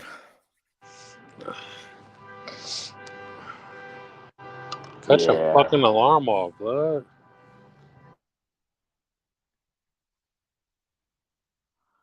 So I'm looking forward to LA, man. I didn't reserve the rental yet, but I will. Get your tickets? Nah. No, you don't got your tickets yet? Nah. I'll probably just see what's popping day up. Well, I don't want to buy the tickets because I gotta see if that motherfucker's still fighting or not. Ooh. Zepeda. Hell yeah, they're still fighting, bro. Well, I mean, I'm pretty sure he made bail and he don't got court date for another 30 days, so he should be good to go. He was never sent to jail though. Oh, they never cuffed him and brought him in? No. They detained him for a little bit and they cited him and let him go. Oh yeah, he's good then. They gave him a citation for battery. Yeah, I'm with it. Usually when I go to events, though, I usually just try to see if I can get tickets off scalpers, and if not, I'll just buy them online real quick, wherever. You're nuts. I ain't overpaying for nothing. Well, no, but that's the thing. I use the online shit with the scalpers. I'll pull them up and be like, what tickets you got? Oh, no, these are going right here for 40. So you got to give it to me even cheaper. Yeah, that ain't going to happen if it's sold out. You think that shit going to sell out? Uh-huh. Oh, because it's a small venue, huh? No, not necessarily, because Undisputed didn't sell out. It wasn't even close to selling out.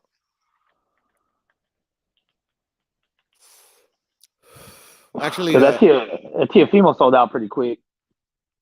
Yeah, it wasn't no for pretty sure. quick. Man, it sold out the last minute. Shut the fuck Oh, up. it did? And Still the sold out, fact though. that it sold out at all was pretty quick. I know it's a Man, good you see fight. how nigga that shit wasn't that big. Come on.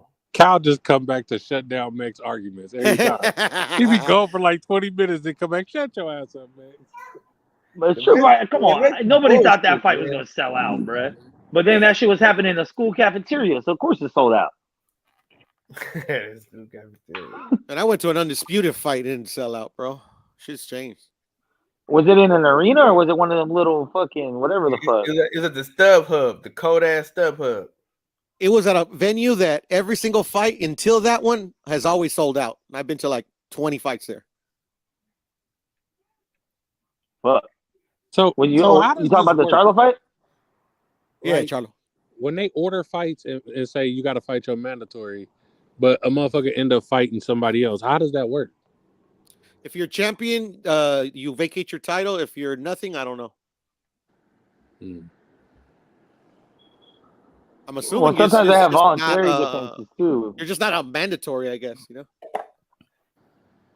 But mandatories, I think you have like a year worth of time or something to defend them usually, so you can still get other fights in beforehand. Yeah, and the sanctioning body has to order the mandatory. Yeah. Yeah, by the gun. I'ma die by the gun. Damn, see, now y'all make me want to listen to fucking Flocka, man. What y'all did? Oh, I'm about to listen to this motherfucker's whole album before work. I'm gonna listen to Dancing Queen. Hey, that's also a hit, bro. So, Dancing Queen go I'm hard. staying alive. And the white clubs and shit. I'm sure. I fuck with a lot of white music too. They don't have much percussion, but they got some melodies. What's white music?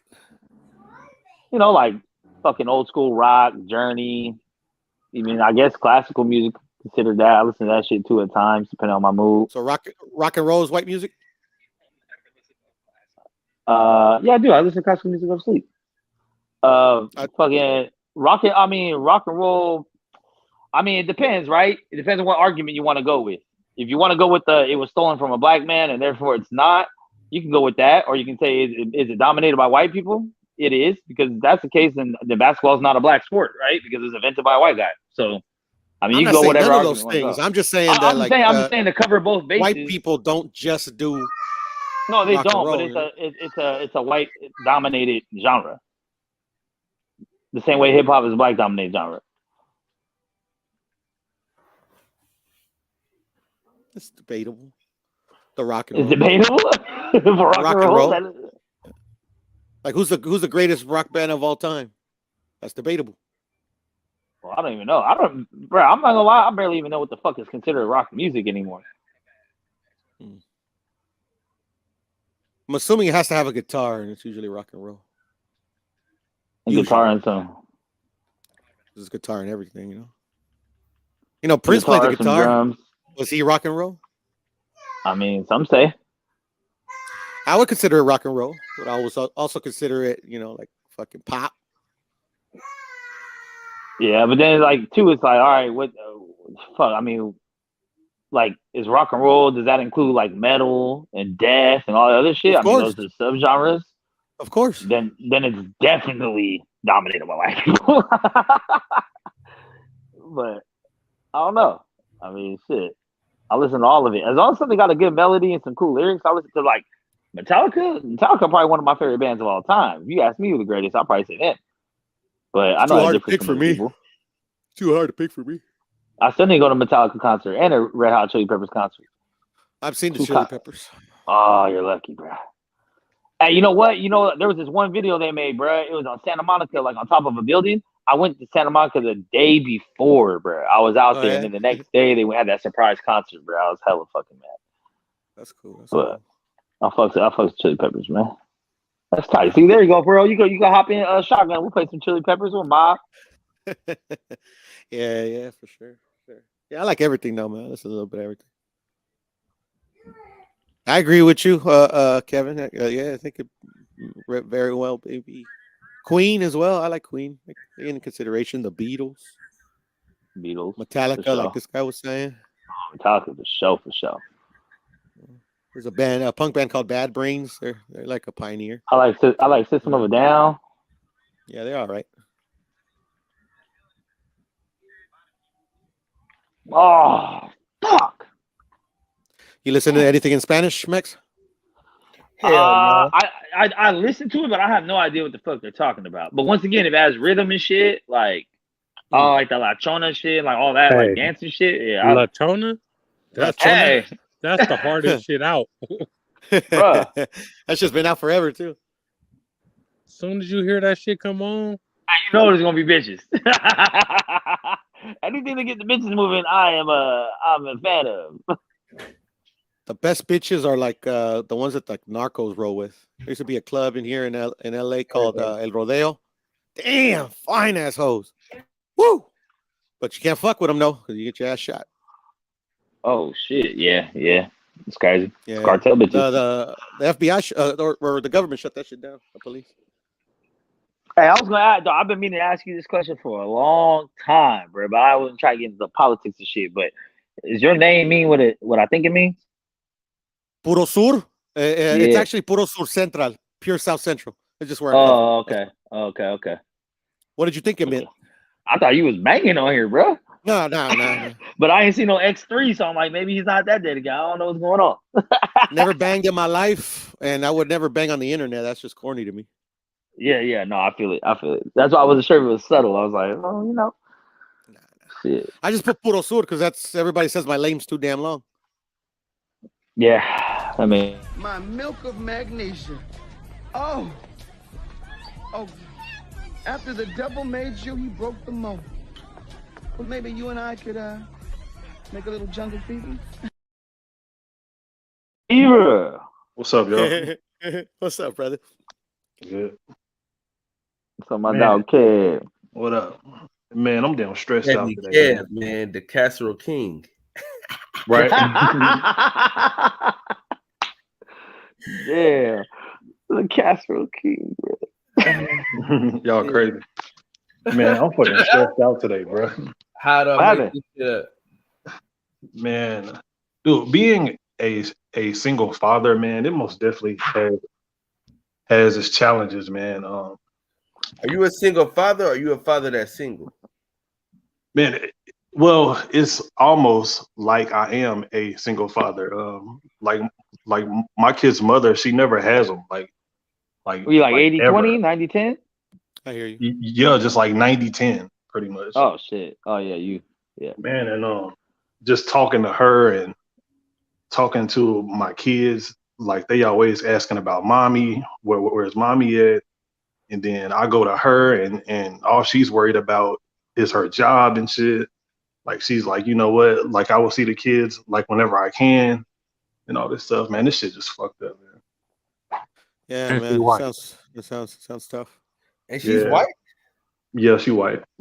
Damn. That sounds like a single black mom that's trying to provide. It look like y'all reverse roles, bro. Yeah, bro, like she don't care about nothing else. So like if it ain't got nothing to do with her job and what she's trying to do, she's like all that other shit can it can be put off. And I'm like, nah, like the kids need you, like they want to actually or whatever see their mom. Hey kid, what's up? You a stay-at-home mom right now, my nigga?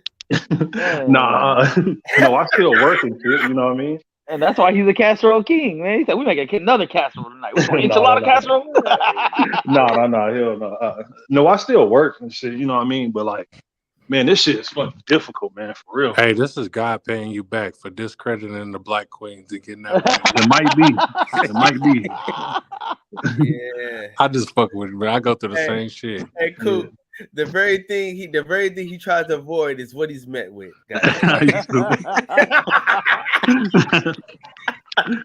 Man. Yeah. Oh shit. Hey. I salute you though, man. You doing what you gotta do, man. Yeah. I just be thinking about my kids though, man, because like whenever I look at their face and then they be asking me, like, where's mommy at? I was like, damn. That shit never hits you. Say, bro. Cause then when my older daughter go with her mama and she come back, she be crying and shit. But she only been there for a day or two, like right. I go through the same shit, bro. Yeah. You know what you gotta tell them? What's that? in the words of the great philosopher, Too Short, and Mex always likes to repeat, bitches ain't shit, man. Can't tell your kids that about their mom. Yeah, I know, right? I mean, one day you're gonna have to be They honest gonna with them, always man. want their mama no matter what you say, bro. Yeah. I tried to fill a void and got a new girl, and she was playing the mama figure to my daughter and shit. But my daughter always want her mama no matter what. But her mama be on cat shit. That's her mama, you know. Yeah. Fact. She like, I don't give a fuck. My second baby mama, she do everything for my daughter. Take her shopping, buy clothes, all the shit, treat her just like her daughter. But nigga, she know I got my own mama, and I want my mama. Yeah. That's a tough situation to be in, dog. But you know, in the end, it'll pay off because when they become adults, they'll know who was there making the sacrifices and who was there on all them days, man. Right. Most definitely. I try and tell both my baby mamas, like, y'all need to realize how good y'all got it. Like, I really be having my daughters, bro. Both my daughters. I ain't no deadbeat ass daddy. Like, bitch, y'all better. I'm telling y'all. And you don't even drive, bro. You still do it. Shit. You said what? Pull up. Hey, Coop said yesterday he don't drive. I do drive. What are you talking about, Max? I've been driving since I was 2. Last night you said you don't go nowhere. You don't go nowhere. Now I'm saying like you don't drive. You don't know how. Oh yeah. I don't be going You know nowhere. what I'm saying? You say that the first you go is Hayward. Like, yeah. You got 2 daughters, man. You can't go nowhere. I be fucking with my kids, bro. I let them go out on the weekends, do whatever they want to do, all the shit. how old are your kids? 8 and 5. Nice. It's a fun time right there. Hey, that's a mistake. Jesus Christ. What's a mistake? Letting his baby mamas go out and have fun. Oh yeah, don't do that, dog. It's over now. Shit, they ain't gonna do whatever they want. Yeah, they're adults. That's true because even if you try to do it the other way, they probably just get someone else to watch your kids and go out anyway. So. Right. They gonna find a way to go do what they want to do, bro. Right, I'd have been okie doke by bitches so many times, like, yo, my daughter really wanna, you know, like my ex pulled that shit, like, oh, she really misses you guys, she wants to come see you guys. And then what happened? The bitch went out. She had me babysit her kid, trying to pull that shit. She really misses you. I ain't gonna lie, that shit like a slap in the face, bro. I be trying my hardest with my daughter. She be like, well, I just want my mom. I'll be like, fuck you and your mama. Damn, for real, bro. Yeah. That shit a slap in the face, bro. I be having you for fucking 4 weeks straight and shit because your mama just out living her fucking life and you crying over her motherfucking ass. I'm taking these toys back to Target, motherfucker. How old is she? 8. 8? Yeah. He's still young. Yeah.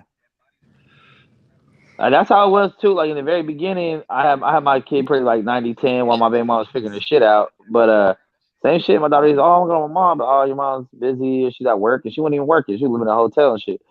But I had to pull that shit and never threw under the bus. And the mom's eventually got her shit together, and everything's cool now. So maybe you have some light at the end of the tunnel, or maybe they're just gonna be the way they are forever, man. Like, well, I tell you this, man. As long as you doing a job that you're supposed to do for your kids, when they get older, they will remember and understand exactly what the fuck is going on. Yeah, you're gonna reap the benefits when they get older.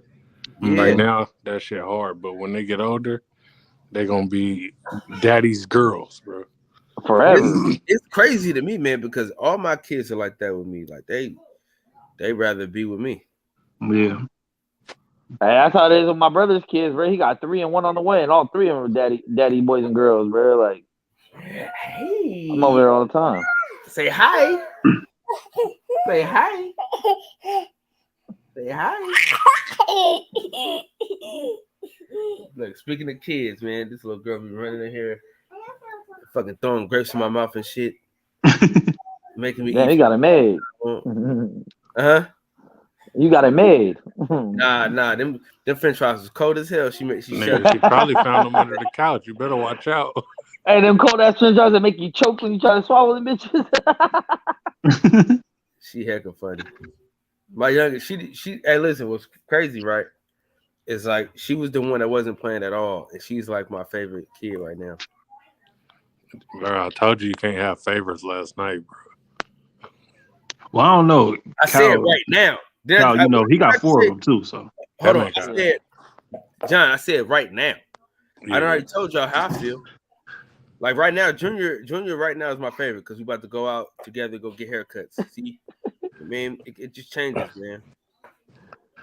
Because this morning he was not my favorite. Kylie was my favorite. Hey, I tell my kids, we switching it up. I tell them both in the same day. I'm like, you know, you my favorite, right? I'll make them figure out who you're talking arguing about. with each other. Yeah. I be doing that shit at work. I'll be like, hey, most of you guys do a good job here. Keep it up. People gotta start looking around. What are you talking about? What you playing, Max? Madden. Oh, I'm on Fortnite right now. Chairs over there in Madden. Fortnite. Are you playing Fortnite? Hey, listen. Yeah, I'm on Fortnite right now. Guys, what you playing on? Kyle Davis is about to get a Rolex watch and a PS5. PS4? Nope. You about to get a what, Kyle? I think I can play you, man. I might have to buy the new Madden. Christmas, Dust your ass off. I'm getting myself for Christmas. I'm getting myself a PS5 and a Rolex watch. I'm gonna get a PS5 when the PS6 come out. It's so crazy. I just bought a new Glock and I got somebody to rob for Christmas. Damn. Got Rolex coming home, baby. Get a 41. Yeah. I'm getting 36, man. My wrist ain't that damn big. Man, you got a stunt. Get the 41, so it's big enough for me when I take it. I'm gonna have insurance on you. You can come take it so you can go your ass to jail. Oh, nigga. Damn. I thought we was in cahoots, man. Shit. No, not on this, not online. We ain't shit. Wait, the feds don't even come with box talk, so we good. You just bringing them along. If y'all just want to come through and see what I'm gonna be doing. Hey man, Deacon sent me a message on Instagram, and I'm like, bro, what? I ain't even say that like out of pocket yesterday, bro. What? What about what? Deacon was tripping on you? Not he wasn't really tripping, but he just messaged me like, you know. He said, "Look here, partner." Yeah, man, that's my man though, man. You know, I don't listen. People gotta understand, man. Like, I just be talking shit, bro. You know what I mean? I lost a lot of friends. Got me talking shit, but I just be joking, bro. I just be having a good time. Now, if I said some shit that was like personal, like, cause me and John joke, right? John will say some shit. I'm like, all right, nigga, all right. He like, nigga, you can't. He used to always say this to me, and I understand what he's saying. Nigga, if we friends, nigga, you can't go there. Yeah, because Kyla say that's why your bitch left you and fucking another nigga. Why you go up there and break up? Hey, look.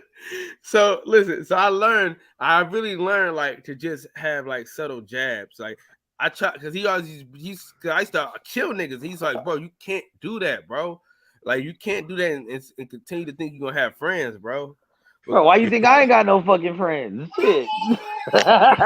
You ready to go? It sucks that you got to sugarcoat shit for what's up, human y'all? beings. And that's why I don't. If they need sugarcoat, they just ain't my type. We out. Say what's up, Max? Hey, Max. Say what's up? Yo. Say Kev, what's up? Hey. Where the white woman at? Say what a white woman at? Hey, that's right. No.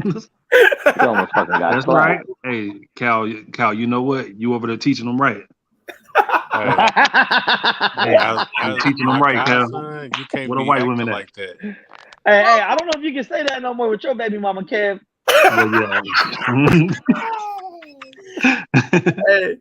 Hey, I don't know, man. Like, bro, I thought that she was a good one, man. Like, I was like,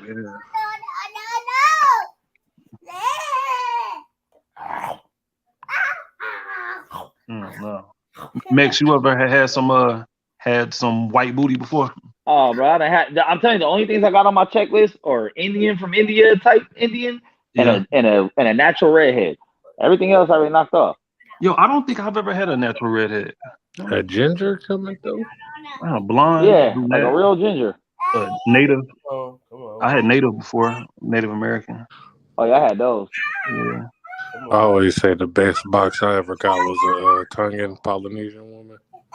Bro, the best box that I've ever gotten was from this damn Mexican lady. Oh my god, bruh. Her name was Blanca. Estella Blanca.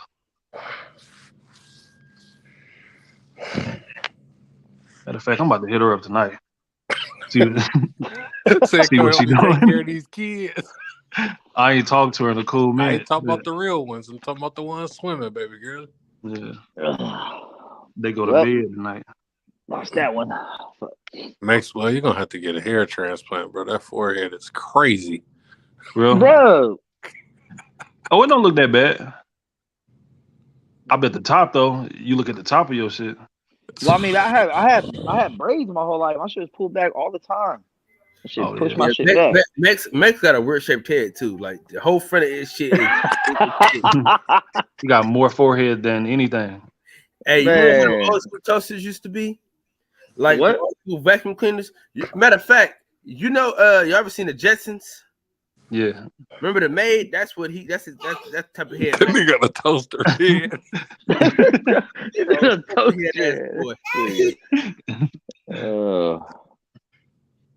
I knew the first time I saw your face, I hated you, Kyle. Now I know exactly why. You know what I'm saying? Yeah, so cool. You know the thing I love about Mex though is me and Mex can talk a whole lot of shit for a whole lot of hours and nobody takes it personal. That's the best. That's the best relationship, man. That is the way that it should be. A lot of people are just As way men. too fucking sensitive. As men, you're supposed to be able to take banter back and forth, man. Exactly. Yeah. Like, you know, as long as it don't got nothing to do with nobody's kids and no shit look like that, I think, like, you know, anything goes. You know what I mean? Even if my kid's crazy, you can say a little something about them. yeah, you can say they're crazy or like demons, but not like demons. but not like no super Yeah, but like don't call 'em disrespectful ugly shit. and then, like- You know what I mean? Like them little bitches or something like that. Like, you know, them little bitches is bad as hell. Nigga, who the fuck you talking to? No, you can't say that. You can't say that. You can't say that. You can't say that. No, but I mean that's the best part about being a man is being able to talk shit with your homies and the shit that everyone else gonna like. The most offensive shit be funny as fuck sometimes, bro. That's why Right.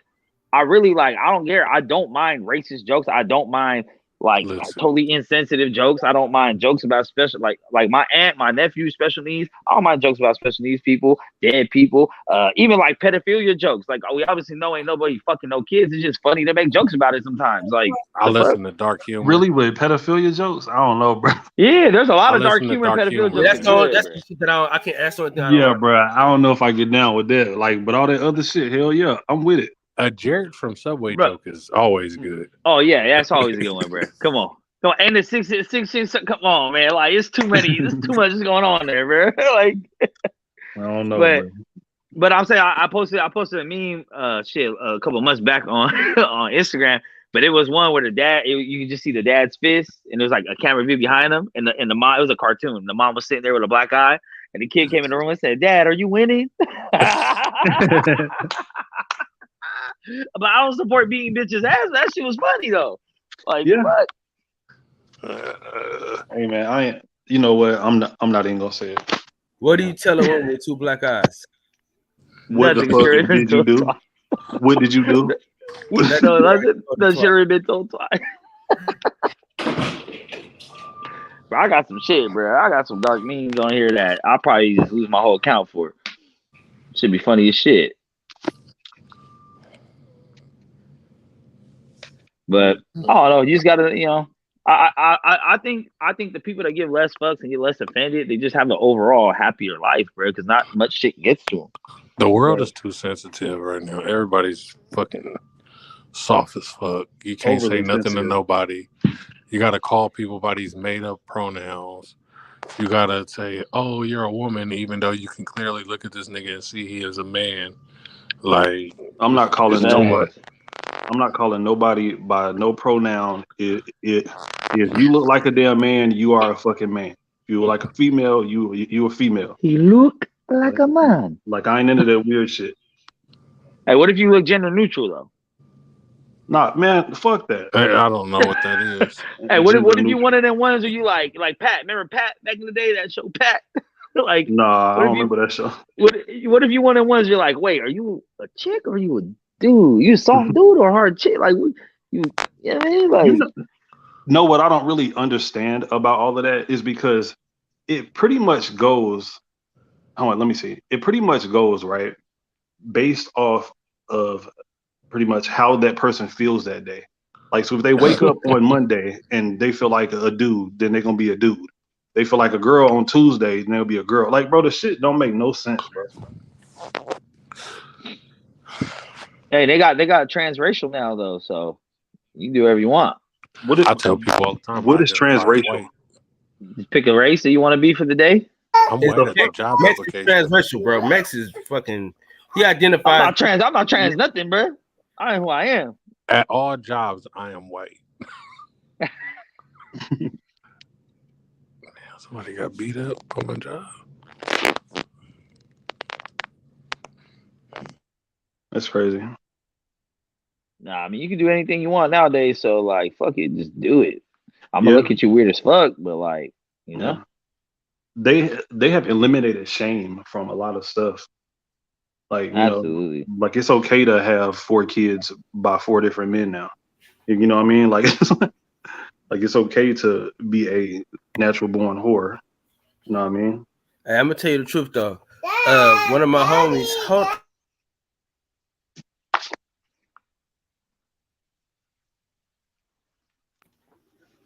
Hey, what about this shit? Oh, say what's up, big dog. What is that? That's a meme of God. Is that God? Why? Oh shit! Now that is fucked up. Is that one of them damn Ethiopian kids? Yeah. That's fucked up. That's fucked up. What boy? Mix, you gotta send me that on IG, yo. Like what? I got a whole bunch of shit. What's up, man? What's up, Nard? Hey, let me say this though. So my homegirl, she's a bartender at my job, and her situation is that her person is trans, right? Like, you know what I'm saying? But the thing about it is, when you meet cool ass people, right, that you hella cool with, you try to just understand like their situation. You know what I'm saying? Because she's like the coolest person I ever met in my life. I would rather have her in my life than a lot of people that I've met. You know what I'm saying? She's like hella fucking cool. But her situation is her situation, and I don't really. I got out of judging niggas for how they feel and what they into, man. If you're a nice person, you treat me well, bro. I don't give a fuck what you got going on. You know what I'm saying?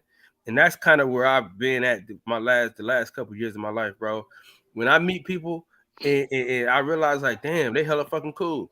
I'd rather hang out with this motherfucker that got all this other shit going on than this motherfucker that's straight. You know what I'm saying? Because okay, you could be a piece of shit. Hold on, listen, because there's people, you could be a straight piece of shit and you could be a gay, great person. You know what I'm saying? I'd rather be around a gay person that's a great person than the straight piece of dog shit. That's a fact. for sure. But okay, so There's you still could something be weird friends- with them though. There's still something off about the motherfuckers though. Yeah. So Cal, you could be like best friends with a trans person. You say best. Well, okay. No, I'm just trying to figure out, like, could you How close is that friendship? I mean, listen, bro. Like, just an acquaintance or like an actual like friend? Like no, we could be friends because if you treat me like a human being and things like that, why am I treating you different? Because you not necessarily different, but just that you don't really fuck with them like that. Why would I fuck them just because they fuck with niggas? I don't give a fuck what they fuck with. Are they a good person? Are they a nice person? Could be. Yeah or nay. Now I would say this though, like the real extra like flamboyant ass people, it's hard for me to hang out with. I'm not gonna lie. Okay. That would but be how you weird. gonna accept a full trans that goes beyond flamboyant where they actually believe they are the other one? No. Just because you like a particular person, don't mean you hella extra doing hella extra shit. Like all that loud. Yeah. Fuck all that like, shit. You know what I mean? I don't like your personality. You get what I'm saying? That ain't. Yeah. I don't give a fuck about who you fucking. I just don't like the person that you are. Feel me? But who you fucking, I don't give a fuck. Because let's be honest. some of our friends that we don't know, but we know. You know what I'm saying? Some niggas that the most gangster niggas we know out here fucking dudes, man. I'm telling you. No, fuck them. Yeah, I seen it. I seen it. You don't know. Listen, but if I ever find out, I'm not fucking with them. I mean, whatever, nigga. Shit. If I ever find out, if they keep it on the wraps their whole life, then kudos to them. You feel me? Along with all the bunch of weird shit. Hey, listen, I work in a club, and you'd be surprised what you see up in that motherfucker. Hey, you know I bartend. I agree with you. Oh my God. Put that away. I just don't like having that type of energy around me in general. Me neither. Like I'm like cool. that too. Like if I'm looking at ass, I got no problem with them. I ain't gonna hate on nobody. I ain't punching nobody out and then like I just rather not, you know. It's cool. I don't know, man. I guess I never really been around like gay people like that in order to really know. Because once they kind of like tell me that, or once I find out, then I'm kind of like, I just stay away from them because I feel like we won't have nothing in common, really. Like, you know, Bro, what I mean? only in my whole life there's only been 2 gay males, because gay females is different, right? But there's only been 2 gay males that I could say that I was like I'm like, oh, he's the homie. Like, not like, you know, we're gonna kick it away from work and shit, but it's like if we all going out somewhere after work, all of us, I don't mind if you're there. Normally I'd be like, nah, I'm cool. If someone's gonna be like, nah, he be, you know. But there's been 2 dudes, and one of them was like, one of mine was my ex coworker. That motherfucker was cool as fuck, bro. Like he was one of the coolest dudes I ever met. To this day, very cool cat. But at the end of the day, it's like you like dick in your ass, bro. So that's just weird to me, and I just can't rock with that. Yeah, that is You know kind of what I'm weird, bro. I ain't never hell no. Listen, that's what I'm saying. Like, you know what I'm saying? Like when you see another man's dick, you be like, ooh, you know what I'm saying? Like he might be looking at you funny and shit. But Mex, what does that have to do with you though? What do you mean? It don't have nothing to do with me. What I'm saying it doesn't have nothing to do with me. I mean, I'm not just hanging out with a fucking gay dude. He was the coolest guy, but he took some dick. No, but here's the other thing too, though. There's a lot of people that are cool people. Like to me, like personally, our relationship never did wrong to me. Cool people to be around, funny as fuck, great personality, all this shit. But what they do, I'm just kind of like, I'm good off it. Whether it be gangbanging, whether it be gay shit, strippers, prostitution, whatever. Like you could be a cool person. It's good. I'm glad you're not out here, you know, causing no waves. But I don't really want to kick with you because I really know, like, there's a character flaw there somewhere. Where it's just like you're off a little bit. I can't really, you know what I mean? Like, I don't know, but that's on them because at the same time, they ain't got no problem with me. I ain't got no problem with them. It's not like I'm hanging on them or I talk shit about them. I don't be out here like fucking faggot and all that shit. Like when I was younger, for sure. But as I got older, I'm like, all right, whatever. You feel me? They out here, they exist. But like, I'm not gonna be like, oh, you know what? I'm so not scared of gay people. Come here, take a picture with me. Like, nah, bro, nah. I'm gonna be honest with you, bro. Look, listen, I work in the club, right? And I got a couple gay homies, right? I be hooking them up with the other gay niggas in the club. Shit be hella funny. And then in return, they'll hook you up with one of their fine female partners. So it's a win-win for everybody, man. That's one less person you got to battle with, you know what I'm saying, in the realm of hollering at the hoes. Because he gonna help you get the bitches. I'm telling you. Women love gay dudes, man. I'm telling you. And if you're a friend with a gay dude, then the females are gonna be like, oh my God, he's so comfortable in his sexuality. Boom, you got it. Yeah. It's all a game. Damn, Max, turn this camera off when we start talking about this shit. Nah, that's what I'm saying. When it comes to gay females, they're not going to I'll take a commend gay you for female. hanging with him. I've had gay females be my wingman. They're going to say, you must get in too if you hang with him. Exactly. Birds of a feather. Kyle over here taking group pictures like, hey, this is homie. Kyle lives in TV land, not the real world. They are going to be like, that boy is a gay boy. So, Kyle, would you go to a fight with one of your gay friends? Oh, what's up? Like, that might be different, though. And hold on, wait. And, you know, everybody in there had knew that this dude that you was with is gay. But it's just you and him there. The fuck together. Most of these niggas out here are gay. That's what I'm saying. Most of these niggas out here are gay, bro. Yeah, but I'm talking about like openly gay. I mean, if it was Neil Patrick Harris, I might go to fight with that homie. Elton John, would you go to the fight with? So Elton would you John? go with Lil Nas He X? look like he like to hug motherfuckers and shit. I'm cool. Would you pull up with Lil Nas X? Nah, hell nah. Hell nah. I think Neil Patrick Harris is probably the only gay dude. I'm like, oh, he look cool. He cool. He look, we can probably. I don't like his personality, bro. I don't like the extra shit that he be doing. You know what I'm saying? Like you could be. You talking about Lil Nas X? Yeah, dude. Yeah, Lil Nas. He's queer for sure. Yeah, this nigga be twerking and shit and doing all this weird ass shit. Yeah. I can't fuck with I don't know. That's just like my we're gonna get you canceled today, Kyle. My wife, she got a cousin named Kevin, right? Damn. The coolest nigga. He got a boyfriend. He was hella cool. Still cool. You know what I'm saying? They fuck each other. I don't give a fuck what they do. Hey, man, did y'all see blood run up on Mayweather while he was out there putting on his little sparring session in Dubai? Run up on Mayweather and say he had beat him. So Mayweather told him, put on the gloves and spar me. And dude was like, oh, nah, I got to fight tomorrow, so I can't spar you. Well, I don't know. He was talking big shit to Mayweather before Mayweather told him to put on them gloves. When is that Floyd fight? I think Saturday. Sunday. Oh, Sunday? Yeah. I haven't been keeping up with Floyd at all. Don't nobody I still watch him. Exhibition. Hey, I watched every single one, man. I'll watch them, but I'm They're not free, like why not? anticipating it and shit. You know what I mean? I mean, if it's a free fight, you ain't got nothing better to do. But how is it? I mean, is it on regular TV or are we streaming it?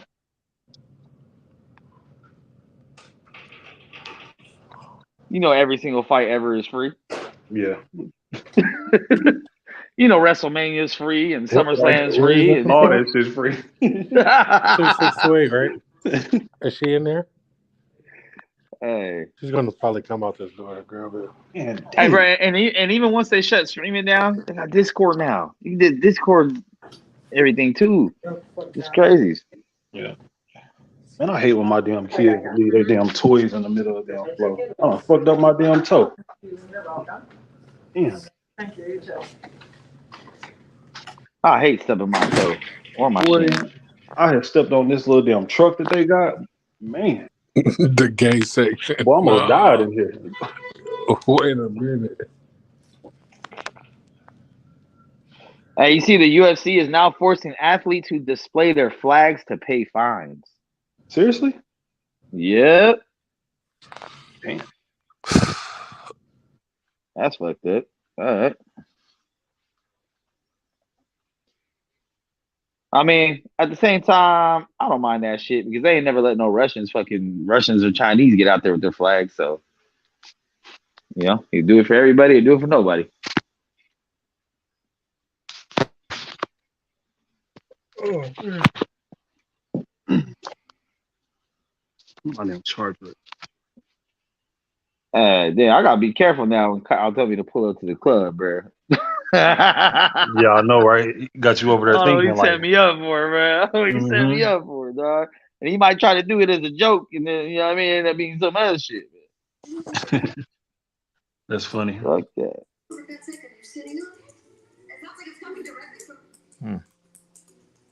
I am aware. Yeah, I hope it doesn't rain. Hope ain't no rain coming tomorrow, man. I got some places to be. You know I gotta go. Hey. Oh, I ain't involved in the show. Oh, hold on. Hey, and it's less competition, Max. I'm telling you, man. You said what? It's less. Right, it's not less competition because them gay dudes be hating just like another female over there, bro. Maybe you be trying to power the vision, gay dude there, he gonna hate on you the same way the fat friend would, bro. Nah. And it's even worse if they think you're attractive. If they think you're attractive, they definitely don't want you fucking their homegirls because they want to fuck you. I don't know. I don't know where you get that from, Max. You ever hang out with gay niggas? What are you talking about, Max? How the hell do you know? Hey, you right, Kyle. You got a lot more experience than me. Yeah, man. Yeah. Leave it up to the professional. By choice too. Crazy. Listen, bro, because I don't give a fuck. You know what I'm saying? I don't give a fuck who they fucking. Who cares? You know what I'm saying? Shit. Nah. No, I don't care. I don't care either. I'm just saying, like, I wouldn't hop in a car, want to go for a long trip. I would probably want to invite one to my birthday party. You know what I'm saying? Like, You talking about female? It's just like it's like if I work with you, yeah, I work with you. You cool. We can work together. You might be one of the best people I can work with. I'm cool with that. But in my personal life, like what I hold near and dear, nah. But that's not just to be clear. It's not just like gay people. There's a lot of people that fit in that category. You know, like I said, I got a lot of partners still in the game, still out here getting it, and I've known them for hell years. But they don't know where I live. I don't invite them to my birthday parties. I don't invite them to my barbecues. Like we cool. Hey, Max, you gonna invite me to your birthday party? Who asked me? I did, man. All positive. Hell no, I don't even know who the fuck you are, dog. Show your face. I'm gonna show my face next week. I told you. Man, it better be your real face too. Yo, I want to see you get on camera with your mother and her document and some documentation to prove that you are who you are. Yo, you don't even know my real name, man. I don't know no more, bro. Oh my god. So you might be Rakim himself for all the fuck we know. Shit. I might be who? No, I ain't Rakim, Nah. man. You got hair. You can't be trusted. All positive. Come on, man. Y'all trying to play me, man. Damn, bro. This motherfucker don't even use a facial recognition on his phone, bro. Like, you're right. I don't. I don't trust that stuff. I'm gonna buy you a Kanye mask for Christmas, bro, or Kwanzaa or whatever it is you're into. Hey, did you know that during the pandemic, there was like some of the best 2 years of my life? What? Not showing your face? Yep. Why? Yeah. Hey, I'm not trying to be insensitive, bro, but if you got something seriously wrong with your face, like it's cool, bro. You don't have to go through all that. No, I'm a handsome guy, man. I don't know if you got like elephantitis or some shit. I'm not trying to put you out there like that. Man. No, I had to go outside, man. I'm at my homegirl crib, man. She's in there working. I was bothering her. Oh yeah, Like, trying she to don't get like some coaching. drugs. No, man, that was my homegirl. You know my homegirl, the one I did Yeah. show with, man. We all homegirls. I was bothering her, man. I was like, let me go outside, man. She was looking at me. But look, but like I said, man, I don't like showing my face, man. Like I'm a handsome guy, man. Girls like me. I mean, ladies love me, girls adore me, even when it's in the song. You know what I'm saying? But yeah, even the ones that never saw me like. Yeah. Fuck. Hey, what's up? I know some big fights next year, bro. I know we all got to meet up at one of these big ones. Yo, if look, any man, of them happen. I'm going to a 115 fight, man. I'm going to a junior bantamweight. God damn, dog. Come on, y'all worry about the wrong thing, man. Look, the real potential is at junior bantamweight flyweight. We need to go beat up one of them fights. But if I wanted to watch 115 fights, I'll pull up to my local middle school and just watch these kids go at it in the fucking lawn, bro. Hey, Max, that's kind of harsh, man. Come on, man. That's kind of. But look, when y'all complain about the top fights not being made at 147 and heavyweight, all the top fighters fight each other at 115. There's only two. They don't even sound right. 115? Damn. 115, grown man. Look just like kids out there. Bro, when was the last time you was 115, bro? Lightweight, bro. Say what? Everybody, when was the last time someone was 115? All y'all. Well, I was 150. I thought like I was 9. I was like sixth grade. I was sixth grade. Because I remember I was 135. I was 133 in 7th grade. So I was 6th grade. Yeah, that was about 30 some years ago. So you watching 6th graders fight? Come on, man. Look, these guys, action. Look, I be winning money on these fights. When they be having the bets, like how many punches they gonna land and this and that. I'll always be going over on the punches landed. I'm gonna look them up. Well, they can go for days because when they say, "Oh, you gotta, put your weight behind it," they ain't got nothing behind it. So, but like when I say 115, the best division in boxing, because all the top guys fight each other. Because you got Quadra is no longer in the top 10. But you got Ben Rodriguez, you got Chocolatito and Estrada's fighting each other for the 3rd time in December. You know what I'm saying? I can't wait for that fight. Then then you got he's at bantamweight. He avoided 115 like the play Inouye. But he would have beat a lot of those guys too. But he's probably gonna move up to 122 soon. But I just want to see the top guys fight each other. At 115, no one's saying, well, why ain't such and such fighting such and such? No one's saying that at 115. Because nobody's watching it. Look, I'm a saying shit about 115, bro. I'm a boxing purist, man. Look, even when I was in high school, Ricardo Lopez is one of my favorite fighters. He fought at strawweight, 105. Who? Ricardo Lopez. He retired undefeated. Man, I'm not finna watch no elementary school fighters fight, bro. Yeah. Ricardo Lopez, all-time great though. Yeah, but don't nobody want to see that shit. Dude, I'm a boxing purist, man. I've been reading the Ring magazine for 30-some years. I look at all the weight classes. I like from 105 to heavyweight. I look at all of them. Man, you had to go on the back page and look at the 115 weight class. No, they really do. They really started they really talk about those weights like flyweight, from strawweight to flyweight. But yeah, because the first black boxing champion period was a bantamweight, George Dixon. That's the first black boxing champion period. Because once again, they didn't give a fuck about them weight classes. Yeah, well, I mean, but that was like that was in 1800s. You know what I'm saying? George Dixon, the first black boxing champion. You look that up. Yeah, because all the white people were like, you know what, we can let him be champion and ain't nobody gonna know. but now, man, like but it's like those really are interesting weight classes once you find out who's the top player. Because like I say, it's like they throw a lot of punches per round. It's a lot of punches being thrown in these fights, and it's a lot of knockouts as well. But like I say, I'm not the average boxer. Like I say, I'm a purist, man. I'm a guy that. Oh, we know you don't show your face. Oh, come on, man, stop it. I'm gonna show it next week. I got you next week. I gotta get my haircut.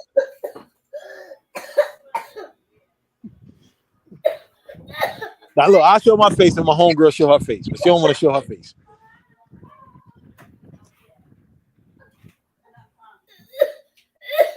Yeah, tomorrow's Veterans Day, man. I'm gonna eat good tomorrow, man. I'm going to all these restaurants, get my free meals to go. I'm gonna eat good off that for the next week and a half.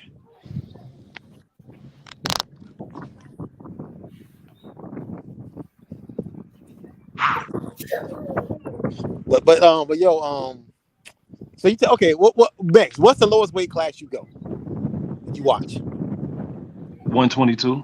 Oh, my bad. You said mix. My bad. Yeah, yeah. You too. What's the lowest you go? You just Fulton's there at 122. Yep. Yeah. But I heard I was reading that Fulton might be moving up, man. Is that true? I heard that, but I don't really know though. But it would be nice to see him go up to 126. But I think Fulton can beat Inoue though, because if Inoue when he unifies at 118, I think Fulton's got enough to beat him. Inoue's tough though, man. He's tough, but that extra 4 pounds, man. You think this is Inoue's third weight class though. Yeah. I mean, you got to reach your point at just like Alexis Arguello. Alexis Arguello was a power puncher at featherweight, but he kept going up, and when he reached that peak, when he ran into Aaron Pryor at 140, that was just too many weight classes for him. Okay, hey, so do you think that Manny had met his point? Because Manny came up from what 105 too, right? Well, check this out. I'm gonna tell you this about Manny. Manny refused them drug tests. That's all I got to say about that. Damn. He was afraid of needles until for a long time.